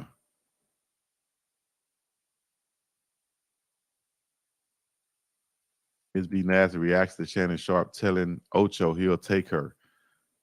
That's Miss B Nasty right there. You mentioned that, and that's one of the topics for the night. And I tweeted you earlier today. The audio right there, bad. Miss B Nasty speaks on Shannon Sharp wanting to link up with her instead of. Oh yeah. So I have some great service, but the only reason I'm a Navy legend is because how I be splashing. Shannon the free too. You got too many rules. What's popping, everybody? Back with another video. In this video, I thought I'll have to go watch that, dog. Is this the one? Matter of fact, speaking of women, you know what? I ain't gonna bring that up. I ain't gonna bring it up. Woo! One time for your mom. I ain't gonna bring it up. Woo! Somebody listen. Who trying to go 12 rounds with the champ? I got the heavyweight belt. I'm gonna tell you right now. I got the message right here. He said, "Who trying to go right here? Who trying to go 12 rounds with the champ?" He's scared. I'm about to was- use that one. You trying to go 12 rounds with the champ?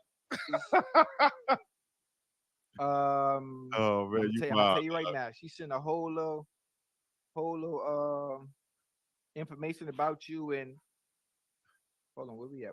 Some of these comments while we on here too. Oh, here we go. Right here. Here you That car stank. She has a PhD. Woo! She is a multi-million-dollar business owner. She loves to travel. She loves to travel. She's funny. She's witty. And she asked for me to connect you guys. She has a big crush on you, and she loves you. Now, I can get you the rest of the information.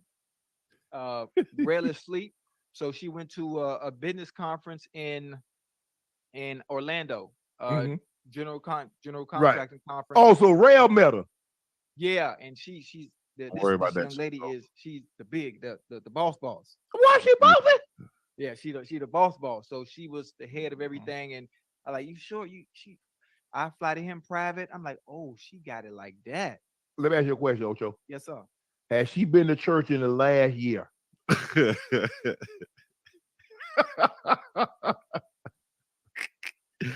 Let me ask you a question, Ocho. Has she been to church in the last year? Here we go. I don't think so. I think. Oh, that's what I'm looking for. Now you got my attention. Now I got to sit up. You know what? You ain't been to church. Now you got my attention. Now I got to sit up. Ocho, you got my attention now, Ocho. Now I got to sit up, Ocho. That's what I'm looking for. You know, that's what I'm looking for. Lord, she might be a sinner. Yo, what? Right, she might be a sinner. Oh man! And listen, if she ain't a sinner, she might choose to backslide every now and then. Okay. Yeah. I might be a little interested in. Hey, wait, you got your phone on you? You got your phone next to you? No. Hey, man, y'all wild in the chat. Hey, check this out, Ocho. Yes, sir. Fast forward to the need space to go to sleep. You're not watching Netflix. You're going to sleep. Oh, I'm still saying 20 minutes. Oh, this is the one they talking about cuddling. A good movie. I gotta watch this. I heard. Get some food, some pop. Man, you put. Hold on, Ocho. Look about this. I want you to see. I need you to stay with me. You gonna stay with me? I'm with you, baby. How long can you stay cuddled up with your spouse? Yeah, this is the question I saw. How long can you stay cuddled up after you have with your spouse or significant other before you need space to go to sleep? You're not watching Netflix. Hold on, Ocho. Look about this. I want you to see. I need you to stay with me. You gonna stay with me? I'm with you, baby. How long can you stay cuddled up with your spouse or significant other before you need space to go to sleep? You're not watching Netflix. You're going to sleep. I'm still saying 20 minutes. Because listen, something that it relaxes you, and if it's the right woman, if it's your woman, her being in your arms is hell, if she in my arms, she my woman. She might have belonged to somebody else where she leave my house, but she my woman where she here. They ain't got shit to do. They ain't got nothing to do with me. Where she's supposed to be, I'm saying where she actually is. Man, right. I'm just saying. Something about a woman's touch, or a man's touch with a woman, it allows you to be at ease and sleep much better, which is why I'm saying 20 minutes is not far-fetched for cuddling. I sleep better when a 6-pound head ain't in my arms.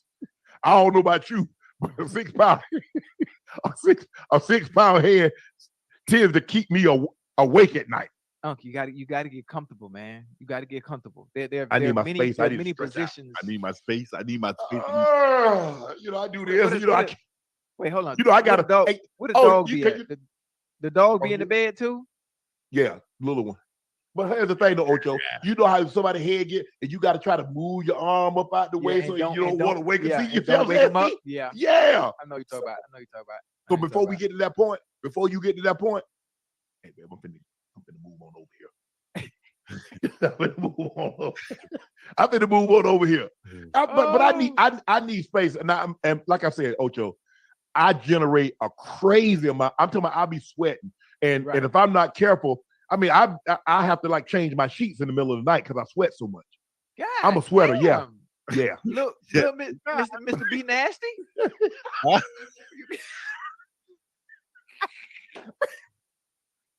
Hey, well, y'all might be a match made in heaven. You got to change your sheets. She got to change her sheets, man. I mean, well, we changing our sheets for different reasons. Man, let me start with you. Hey, Ocho, let me ask you a question. Obviously, you've gone out. Hey, man. These two are wild together. I don't know who found them and who put them together, who came up with that show together, but they got one with them two. You feel me? I need my fan facts straight up. I'm not trying to sleep. I'm not trying to cuddle. I'm sorry. I would.